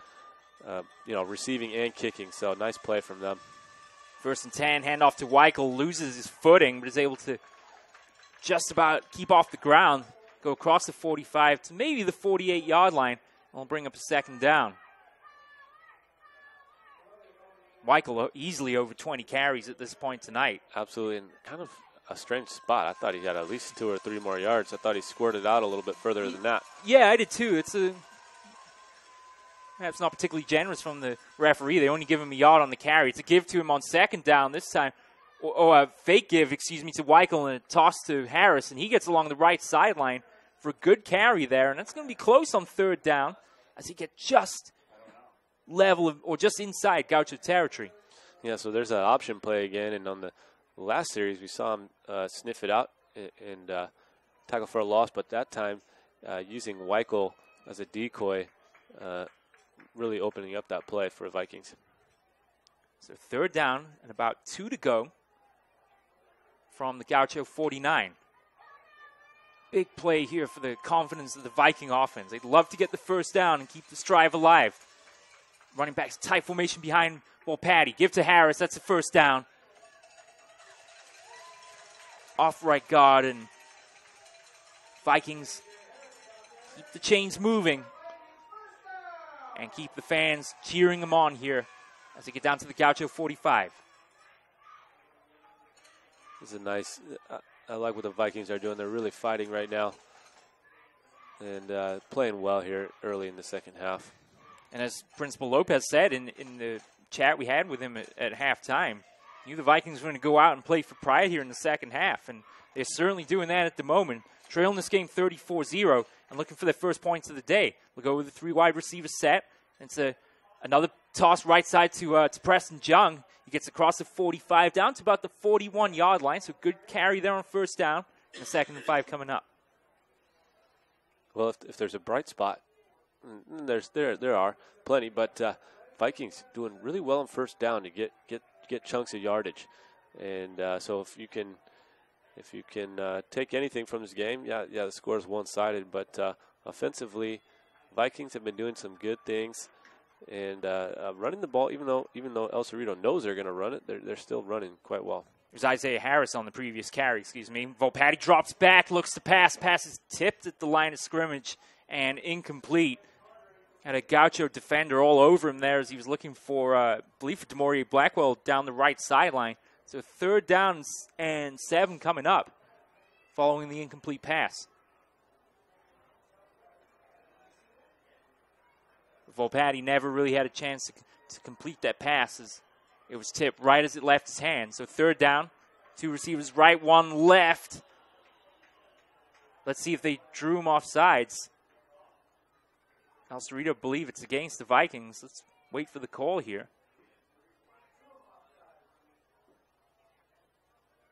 And they did indeed draw him offside that time. So for once, it's worked for Valley Christian.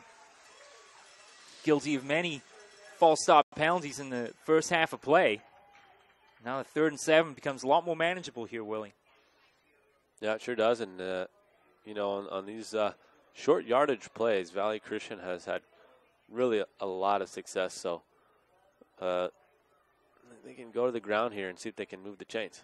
Blackwell line up a receiver here for the first time tonight. It's a give to Weichel. He tries to bounce to the outside. Oh, spins through a couple of defenders. Brilliant running by Howard Weichel. Eluding tacklers, spinning free of others, and gaining another Viking first down. Yeah, real impressive run. Nice cut. Not a lot of room. But he knew he only needed a couple yards for the first down. And so he was able to kind of just spring forward for the first there. A gutsy effort from Weichel. You can tell after every play when he comes up, he's definitely feeling the effects of a physical first half, to say the least. 5:12 to go then. Fresh set of downs. Vikings, I formation for Volpatti. He'll turn and flags fly. It's offsides this time against Valley Christian, so they get one from El Cerrito and give him one right back. And something interesting happened on the snap there because just about everybody for Valley Christian went except the center. So usually, I'm not sure how they're running it, but you get what the snap count is, and look like just kind of team not really on the same page on that one. De La Salle over Granada 41-7. San Ramon Valley 27-19 over Livermore. So the offside penalty against Valley Christian puts them back on a 1st and 15 with 4:55 to go, 3rd quarter of play. Volpatti again trying to draw the El Cerrito defense offside. Hands off to Weichel, does well to elude the first tackler, but gets wrapped up. El Cerrito defense swarms the ball so quickly. And Weichel trying his best to elude tacklers, but as soon as he beats one, another one is right there, and they bring him down. Definitely swarming on that play. He's broken enough tackles at this point. El Cerrito knows that they got to gang tackle him. So, tough yardage right now from Weichel. He's really just fighting out there. But you got to credit El Cerrito's defense.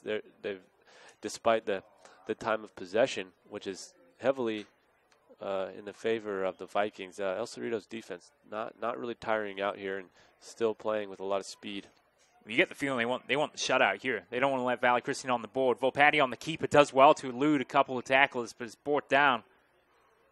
Olalik and Ajayi brings him to the ground. And it's going to be a 3rd and long coming up.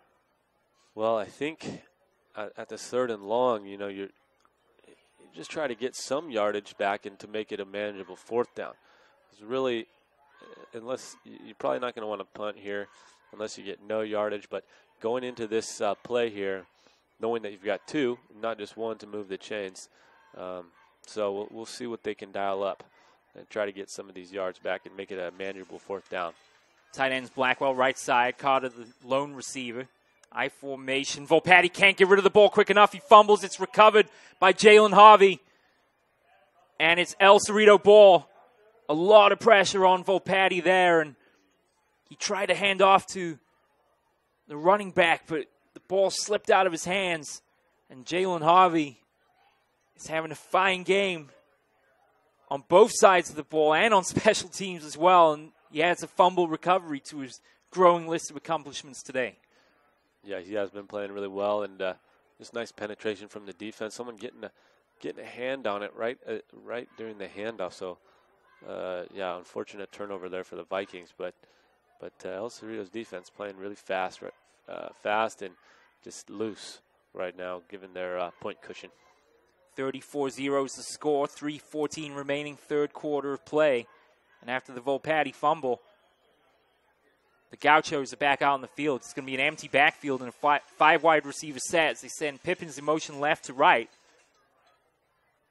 You can expect some fireworks here on 1st down from the Gaucho offense. Benjamin has all kinds of time. The flags fly, though, from the near sideline. Penalty against El Cerrito. And I'm sensing maybe a little complacency right now from on the side of El Cerrito's offense. In their prior series, not really great execution compared to the first half, that is. And then to open this with a penalty here, which is a mental error, maybe a little comfortable with their lead. So we'll see if they can maybe snap out of it and get back to their old way of playing like they did in the first half. We'll still stick with this empty backfield set. They have to wait for the 1st down mark to be moved to the 40, the spot of the ball. So it's 1st and 15 Gauchos. They need to get to the Viking 45 for another 1st down here. They'll go 3 wide receivers right, 2 left. Empty backfield for Keelan Benjamin. Fields a low snap. Flynn coming, steps around him. Benjamin firing downfield as a receiver wide open. Goodness me. Keith Benjamin is into the end zone again for the touchdown. And yet again, Keelan Benjamin finds the target for another sensational score. Yeah, just made a nice little step up into the pocket and blown coverage from the Vikings there because Brother Keith, just wide open and just able to kind of waltz into the end zone there. So, yeah, tough break, but looks like some kind of blown coverage. I'm not sure what happened on the Viking defense. But, yeah, nice throw from Keelan nonetheless.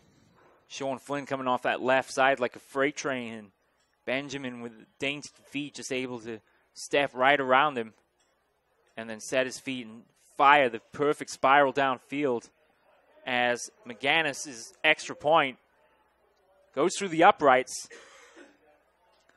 And so with 3 minutes to go then, the 3rd quarter of play, it's 41-0 Gauchos. Let's turn it over to Willie McFarland then for a quick advertisement, shall we?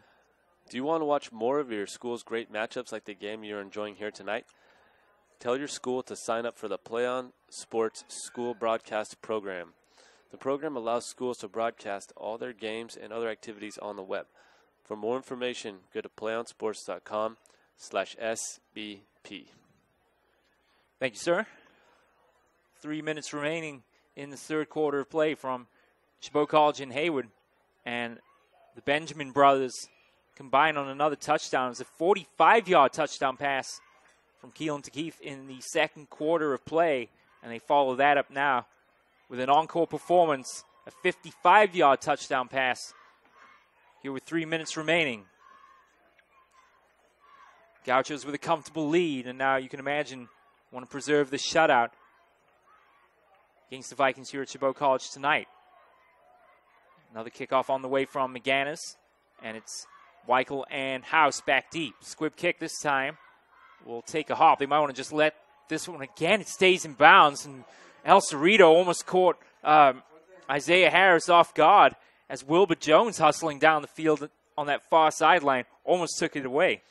Yeah, I thought for sure it was gonna slide out of bounds there, but kind of took a turn back in, and then smart play to just cover that thing up because had El Cerrito fell on it, it would have been their ball.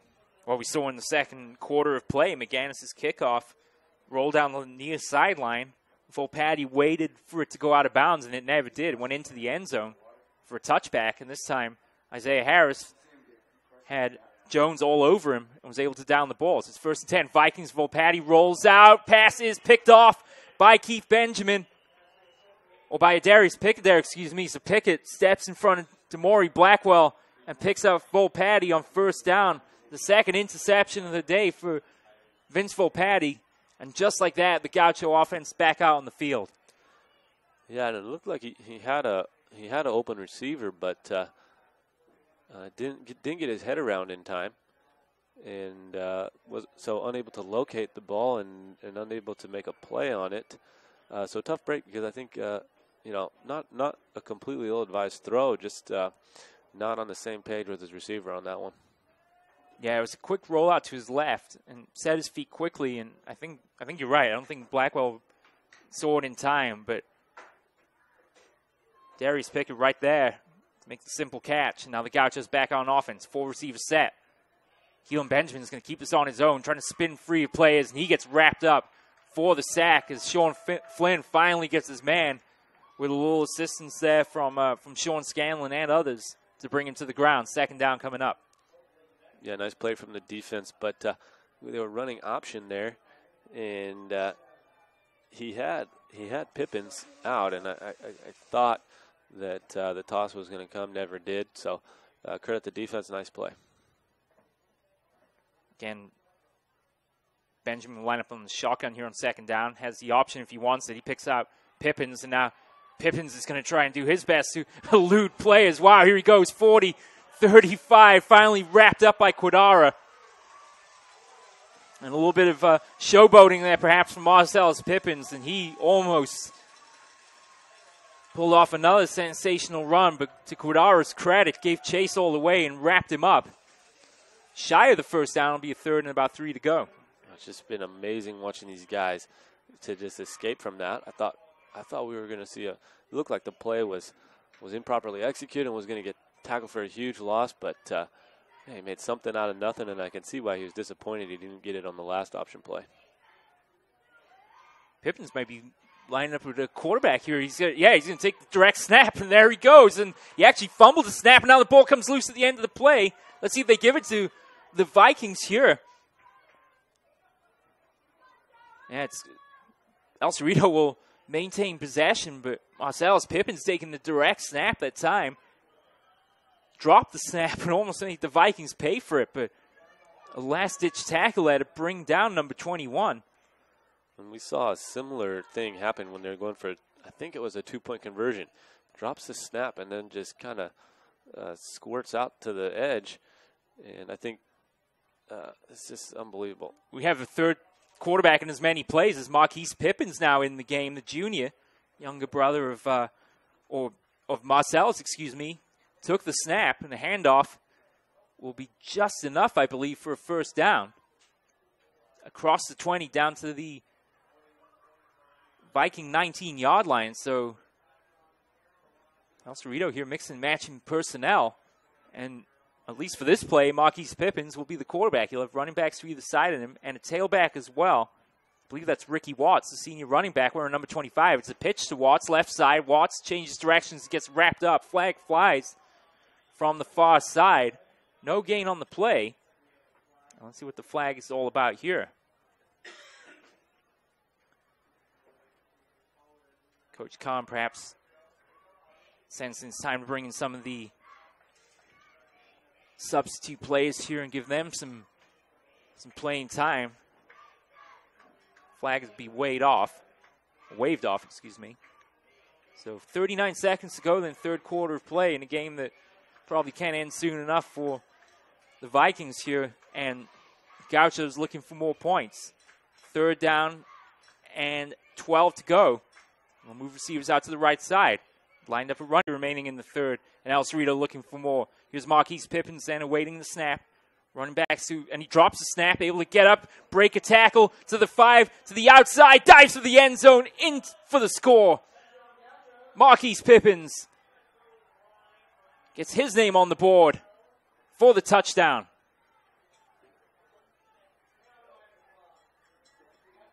And, well, I just had mentioned their only blemish being the penalties, but even though they've turned these plays into positives, they've had 3 now, low snaps that fired out of there that they're unable to field. So, if anything, you can go back and kind of work on some of those shotgun formations and make sure they get that snap up there so the guy can field it a little bit easier. Pippins dropped the snap. Still has the awareness and the speed to get to the outside, and an acrobatic dive with one hand outstretched for the end zone and comfortably for the score. He'll hold for McGannis, who gets off the line drive extra point, and that's good. Wow, how Pippins handled the snap and was able to set it in time for McGannis, I'll never know. But when things are going this well for the Gauchos, you can imagine things like that happen. The extra point is good. 1 second to go in the third quarter of play. Gauchos 48, Valley Christian 0. Willie McFarland, what do you have for us? PlayOn Sports is on Facebook and Twitter, giving you news and information and links to great highlights. Follow us at PlayOn Sports on both Facebook and Twitter. You can also access thousands of live and on-demand games on YouTube at youtube.com/PlayOnNetwork. Keep up with all the high school action every week. From your destination for high school sports, PlayOnSports.com. It's going to be a busy weekend for the PlayOn Sports crew, editing all the Gaucho highlights from this game, no doubt. And there have been some really spectacular plays here tonight, orchestrated by the Gauchos as they've pulled away now to a 48-0 lead. 1 second remaining on the clock then here in the third quarter of play. Weichel and House back deep for Valley Christians. McGannis kicks from the 40 once again.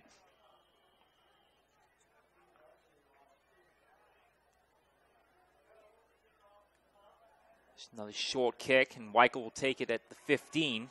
There's some blocks in front of him here as he gets to the near sideline. Weichel to the 25, loses the ball. It's loose, and El Cerrito have it. They stripped away the ball off Howard Weichel, and I think Wilbur Jones, the player to come up for it for El Cerrito.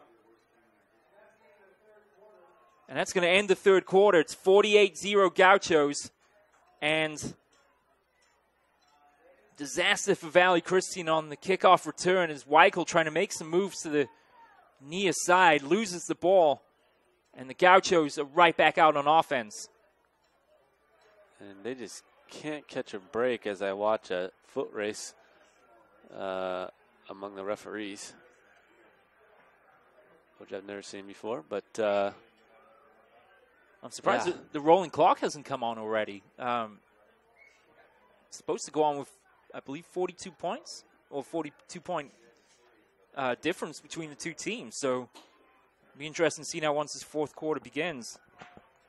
Yeah, I didn't know about that rule, but that would make sense that they would have something in place like that. I think it's only in the fourth quarter if the gap is more than 42 points. I think I might be seeing the signal for it, so it might just take the first play to start it up. So Howard Weichel's fumble of the kickoff return gives the Gauchos the ball on the Viking 26-yard line.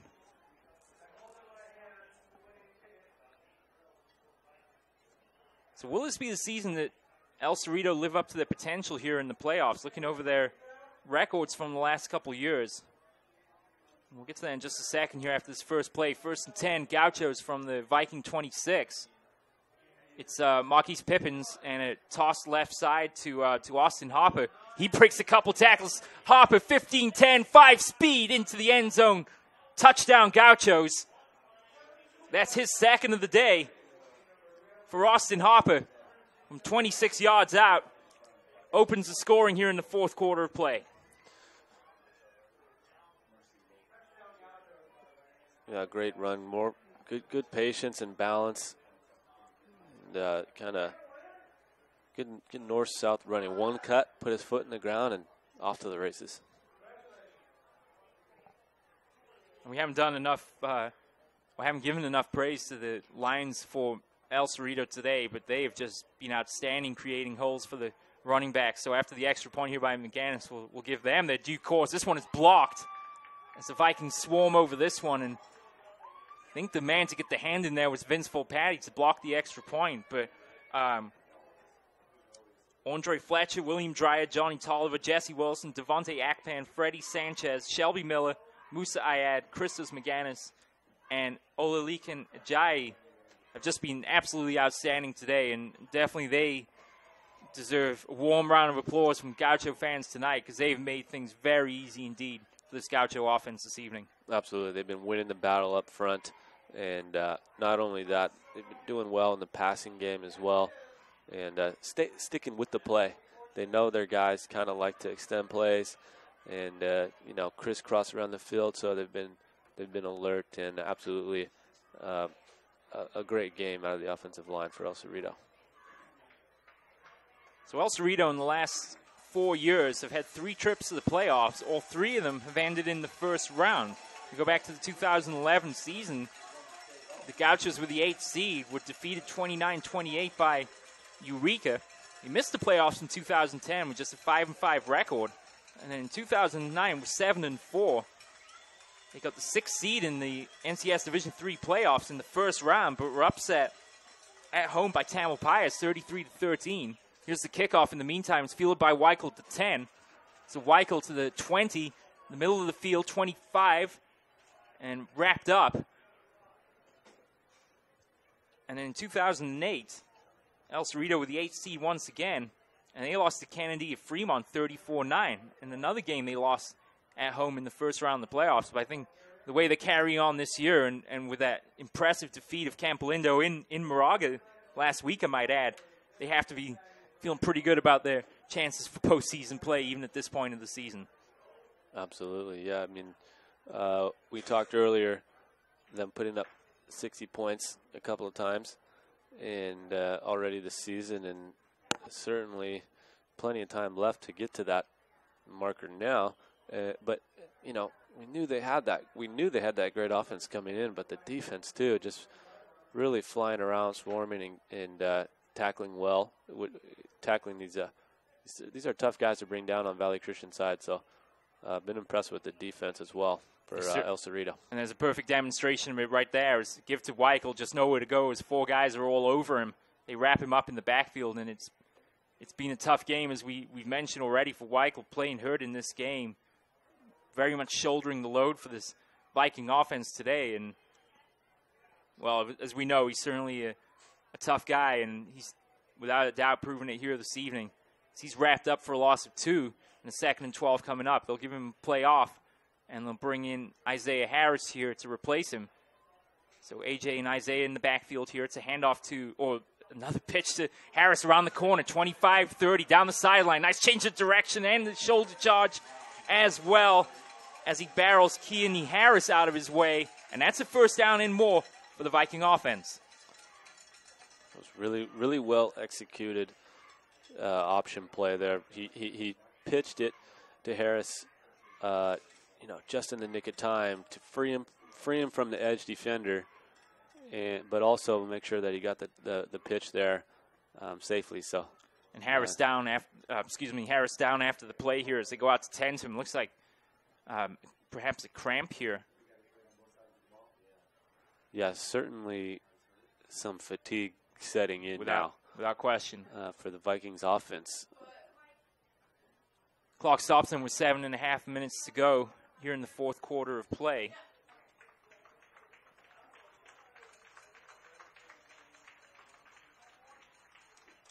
We've got a scoring update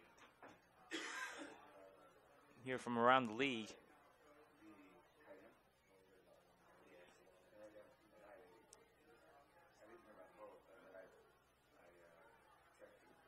Quick look through the old Twitter feed here. See if there's an update on the De La Salle game. They were up big over Granada, 48-7 at the end of the third quarter. So here's a handoff in the meantime, running back for Valley Christian. A good gain on first down there for Isaiah Harris. Gain of about 8. They'll bring up 2nd and 2. Campolindo over Acalanes. That is quite the game they got going on there in Lafayette. 34-33 in a shootout there. A Lamarinda battle going on in the 925. So it'll definitely be one to keep an eye on with 5 minutes and 10 seconds to go.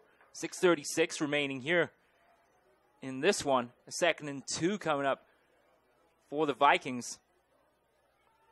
Fake give to Weichel, keep it by Volpatti. Keeps his feet and dives forward for a first down, wrapped up by David Haynes. That'll keep the drive alive. And a fresh set of downs for the Vikings. 6:16 to go.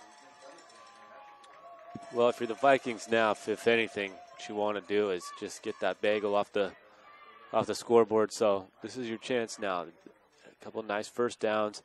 Got the running game working. They had Preston Young in there for a little while, fresh legs. So they give the ball to I believe to Isaiah Harris that time. They brought Campbell back into to Weichel, excuse me. They brought Campbell back in the game there as a blocking fullback in front of Isaiah Harris and Howard Weichel. That's a good carry there by Weichel on first down. 8 yards gained. 2nd and 2 coming up. 5:35 remaining. Clock rolling here in the fourth quarter of play. This game long decided, but perhaps the final and best chance now of the evening for Valley Christian to get on the board. And they would certainly like to do so here. Power formation once again. Give to Harris, or another fake give to Harris. God, getting caught out every time. Volpatti keeps it left side across the 40 to about the 35-yard line. That's good enough for a first down. And Valley Christian keep this drive alive. yeah, I'm getting tricked up here too, Steven, and I think it's just some nice misdirection running game from Valley Christian, which we've seen throughout the game, but doing well right now to move these chains and kind of mixing up the backfield a little bit. Maybe El Cerrito's not so sure who's getting the ball anymore. Well, Patty gives to Weichel on 1st and 10, and he gets wrapped up. And even now at this late stage of the game, you can see the kind of aggression that the Gauchos bring on every single play. It was Haynes with the initial contact, and then Austin Harper forcing Weichel back. Well, you know, these are we're probably looking at a lot of substitutes right now, and when they get their shot, you know, they're going to play as hard as they can play, and we're seeing that right now from El Cerrito. And a lot of fans kind of wanted a flag on that. I'm not so sure. Certainly, if it got called, it would have been a little light, in my opinion, but that's what happens. You get the second stringers, and they want to make plays. Snap goes through the legs of Volpatti, and Weichel dives on. He gets it just before David Haynes, and that's a big loss of yardage on the play. And Weichel, had to be on his horse there to beat David Haynes to the ball, dive him to the ground, and able to take it with both hands. But it's a huge loss, and what had been a potentially promising drive for Valley Christian is now a 3rd and 20 with 3:19 to go in this fourth quarter of play. Yeah, it's just kind of been the story of the game. Right when you think they're knocking on the door, they face a major setback, evident here on this series. See if they can buy Volpatti some time here. He rolls out right side, keeps himself, spins free of a play. It takes a shot at the end of the play as he went to the ground. Gain of about 4 on the play, but it's the 4th down coming up. And with some 16 yards required here for a first down, he needs to get to the 25. They're looking at a 4th and 17. So at the end of 3, East California 24, Amador Valley 14, San Ramon Valley 34, Livermore 19, and Concord over Heritage 18-0. That game is at the end of the third quarter of play. So they're going to go for it here on 4th down. They need to get to the 25. Patty drops back, fires, pumped. He lost the ball. It came out of his hands. He went to throw, and can't tell if it was recovered by Valley Christian. Let's see. It would be a turnover on downs anyway. And it is indeed. It was Brandon Chan who was able to get down and recover that for Valley Christian, but Gauchos will take the ball, and well, with 1:55, I think they want to match that 62-point total. They've already scored twice this season in victories over San Lorenzo. Well, I haven't checked it lately if they're going with the running clock. If they are, yeah. Well, that's going to be a tall order, I guess, because this thing's going to be over pretty quick then. Yeah, they may just opt to take a knee here. I think that's what they're going to do. So our thoughts will turn to our CIF NorthCoast.tv player of the game, and, well, no shortage of candidates for the winning El Cerrito Gauchos tonight. Stay tuned for the PlayOnSports.com post-game show where we will select our player of the game as well as wrap up all the action from this ballgame. That's coming up following the game on your destination for high school sports, PlayOnSports.com.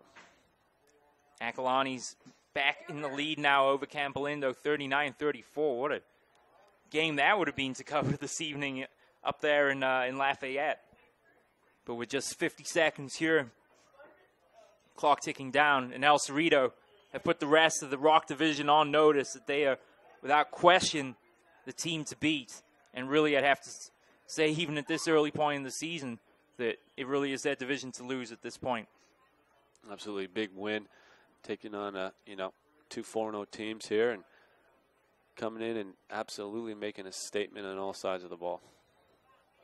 And it was just with not only the point differential, but just completely, and unfortunately for the Vikings, outplaying them in all phases of the game. Just too many weapons on offense for Valley Christian. A valiant effort all the same by the Vikings, but El Cerrito, the Gauchos, are 5-0, and they post their first shutout of the season as they defeat Valley Christian here at Chabot College in Hayward, 54-0. We'll be back in a minute or two as we select our player of the game, and we hope to have an interview with that player. So stick around. We'll be right back on CIF NorthCoast.tv. One match away from immortality. This is a total team effort.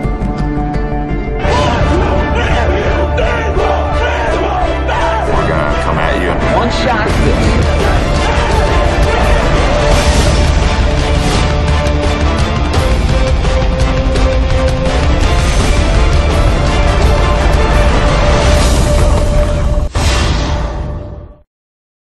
3:16 left to go in this ball game.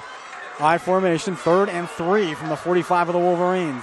And this time, holy cow! Dion almost hands it to the Westview player. He's going to run this to the 5-10. Touchdown, Wolverines! How did that happen? That was Snyder. Holy cow! He was in the backfield before the running back could even get the handoff. He took the handoff from Dion. He took the ball right out of Dion's hands and just... Holy cow! Can't say I've seen that one very often. Snyder comes shooting in from the A-gap. I think Dion froze when he saw him. He's ready to hand off to his running back. He froze when he saw him and just let him have the ball. 12 seconds to go. Oh, you could hear a pin drop. 5, 4, 3, 2. Get the snap off. Last play of the game. Brewster rolls right. Gets away from 2 sacks. Dons win. Sack at the 20-yard line. What a game.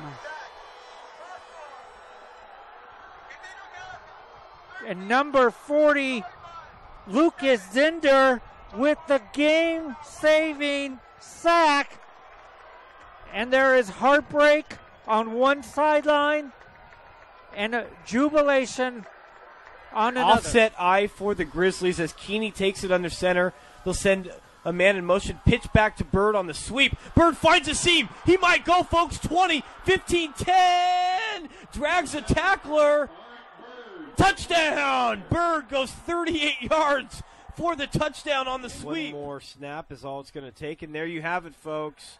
your 2011 Division I Sac Joaquin section champions, the Granite Bay Grizzlies, as they defeat Pleasant Grove 30-24. Jacqueline Williamson. Her serve is over. Dug by Holt. Giblin going back to Holt near side. Cut shot. Kept alive. Back and won by Cathedral. And this one is out as Castanon Hill sends it wide. And the Cathedral Dons have won the title 16-14 in Game 5.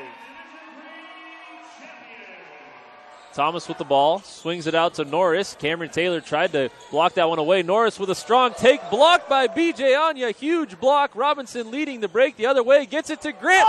Slam dunk Jeremy Grant off the feed from James Robinson. What a play by the Stag. Runner at third is Chavez. 8-2 the score. Bottom of the seventh. The 1-2. Popped in the air. This should do it. Cortopassi says it's mine. Now he's fading on it. And he can't make the catch, but Gaff comes in from center field and does.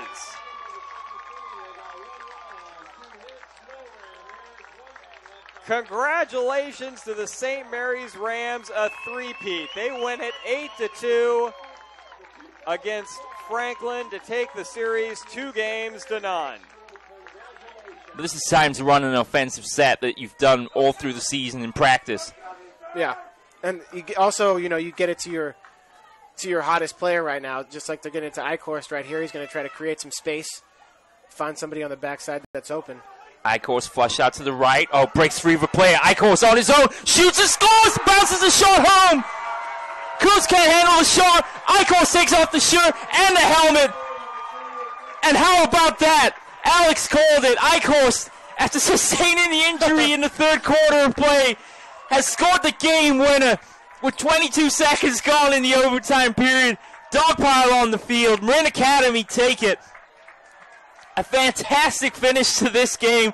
And, well, I hope his other ankle isn't hurting after this. Hancock to his immediate left. Two receivers far side, one near side. Hancock on a counter, right side. He's inside the 10. He bounces off a tackler at the 10. The 5.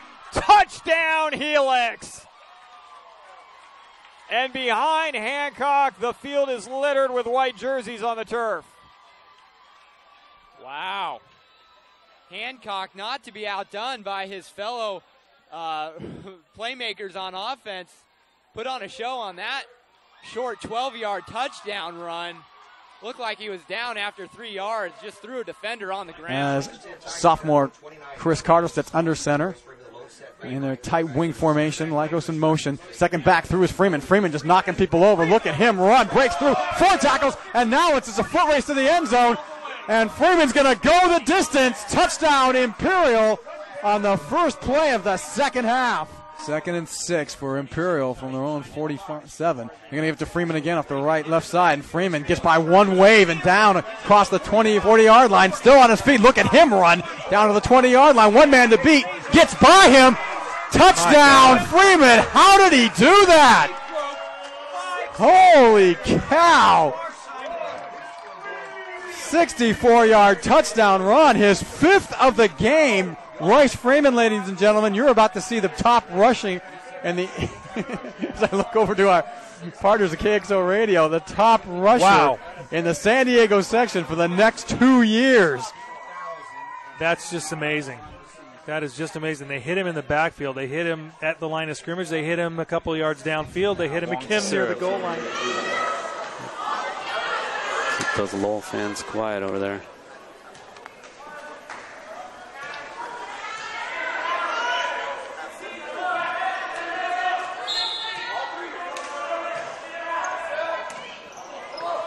Lum sets it up for Pang. Long, it's out. Low, a magnificent. Back with you live on CIF, northcoast.tv. A convincing victory tonight for El Cerrito, and Jalen Harvey had a big hand in the game. Congratulations, you are our CIF, northcoast.tv player of the game. Thank you. Sure. Tell us a little bit, first of all, about the victory last week. Campolindo beat you guys 16-13 in 2011. You come back, you go to Moraga, you beat them there on their field. What sort of confidence does that give you for this game tonight, but also for the rest of the season as well? We just got to keep playing, game by game. It was really a mental thing for the last game that we played. Mm-hmm. 'Cause, you know, they quick snaps, and then they got us on that a little bit. Right. Other than that, like I said, it's just game by game. It's just all mental reps. You know, the practice, we just practice hard. Right. Other than that, you know, all we got to do is just keep, you know, on a steady pace. And for the fans watching the game here tonight, they got to see the El Cerrito Gaucho offense in full display, if you like, and it really was an impressive display, to say the least. Tell us a little bit about your relationship with Keelan Benjamin and the rest of the offense as well. It's pretty good. You know, we still got a lot of things to work on, you know, but like I said, game by game, we just going to keep playing. Uh-huh. And practice hard. Our co-commentator, Willie McFarland, was describing the kickoff return for the touchdown, which is, I think, fair to say, going to be one of the plays of the week without question. And he was saying that the spin move back at the start of the play reminded him something out of basketball, like a misdirection, spin move. Talk us through the return, and also tell us how your teammates are so adept at seeming direct in traffic for you to really get into the end zone without even being touched. Well, it's really just running, you know, not too much thinking, you know, just keep running. You know, my blocker's going to come regardless. Right. But when I caught it, the other return, he just told me to come that way, but I couldn't because they was pursuing me, so I had to do a little spin move and just did what I did. Tell us about the sort of lessons that Coach Kahn teaches you guys in practice and how he gets you pumped up for games like this.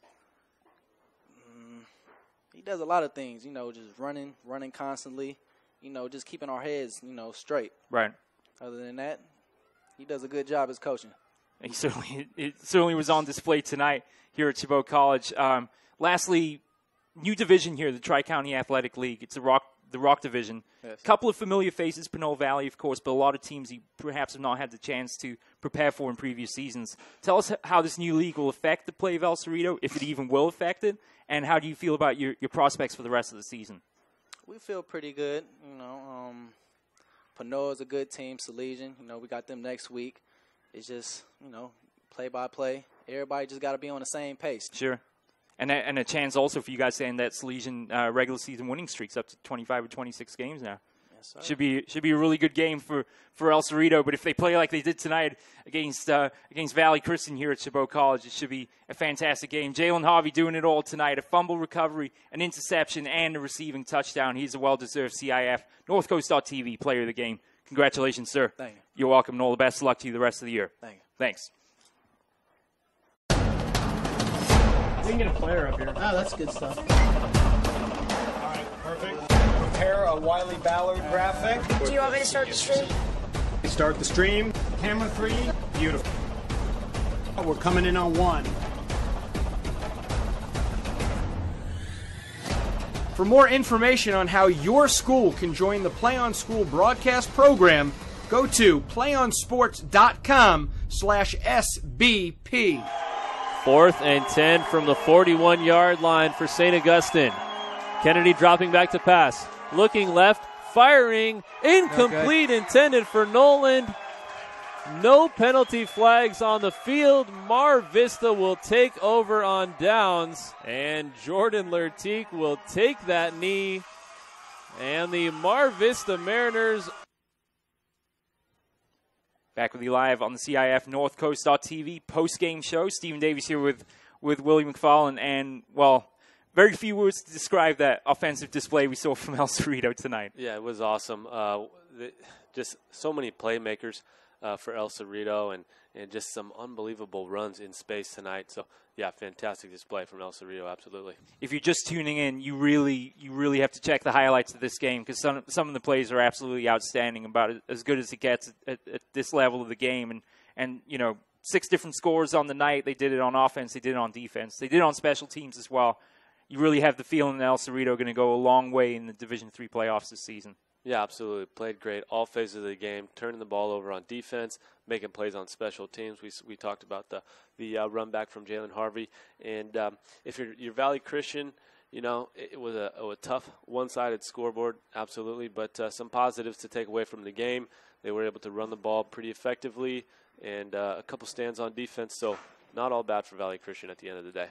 If any more doubt was needed, that Howard Weichel is one of the toughest backs that you're ever likely to see play at the high school level. It was on display tonight as he really shouldered the load for this Viking offense tonight. That to be fair to them, really it was going to be a tough day from the beginning with Thiemann Taylor going down injured on the second possession of the game. Oh, yeah, absolutely. Injuries playing a factor. And Weichel, really impressive, showing a lot of fight until the end of the game. And, a lot to build off of going forward for Valley Christian. But, a tough, a well-fought game, even despite the score.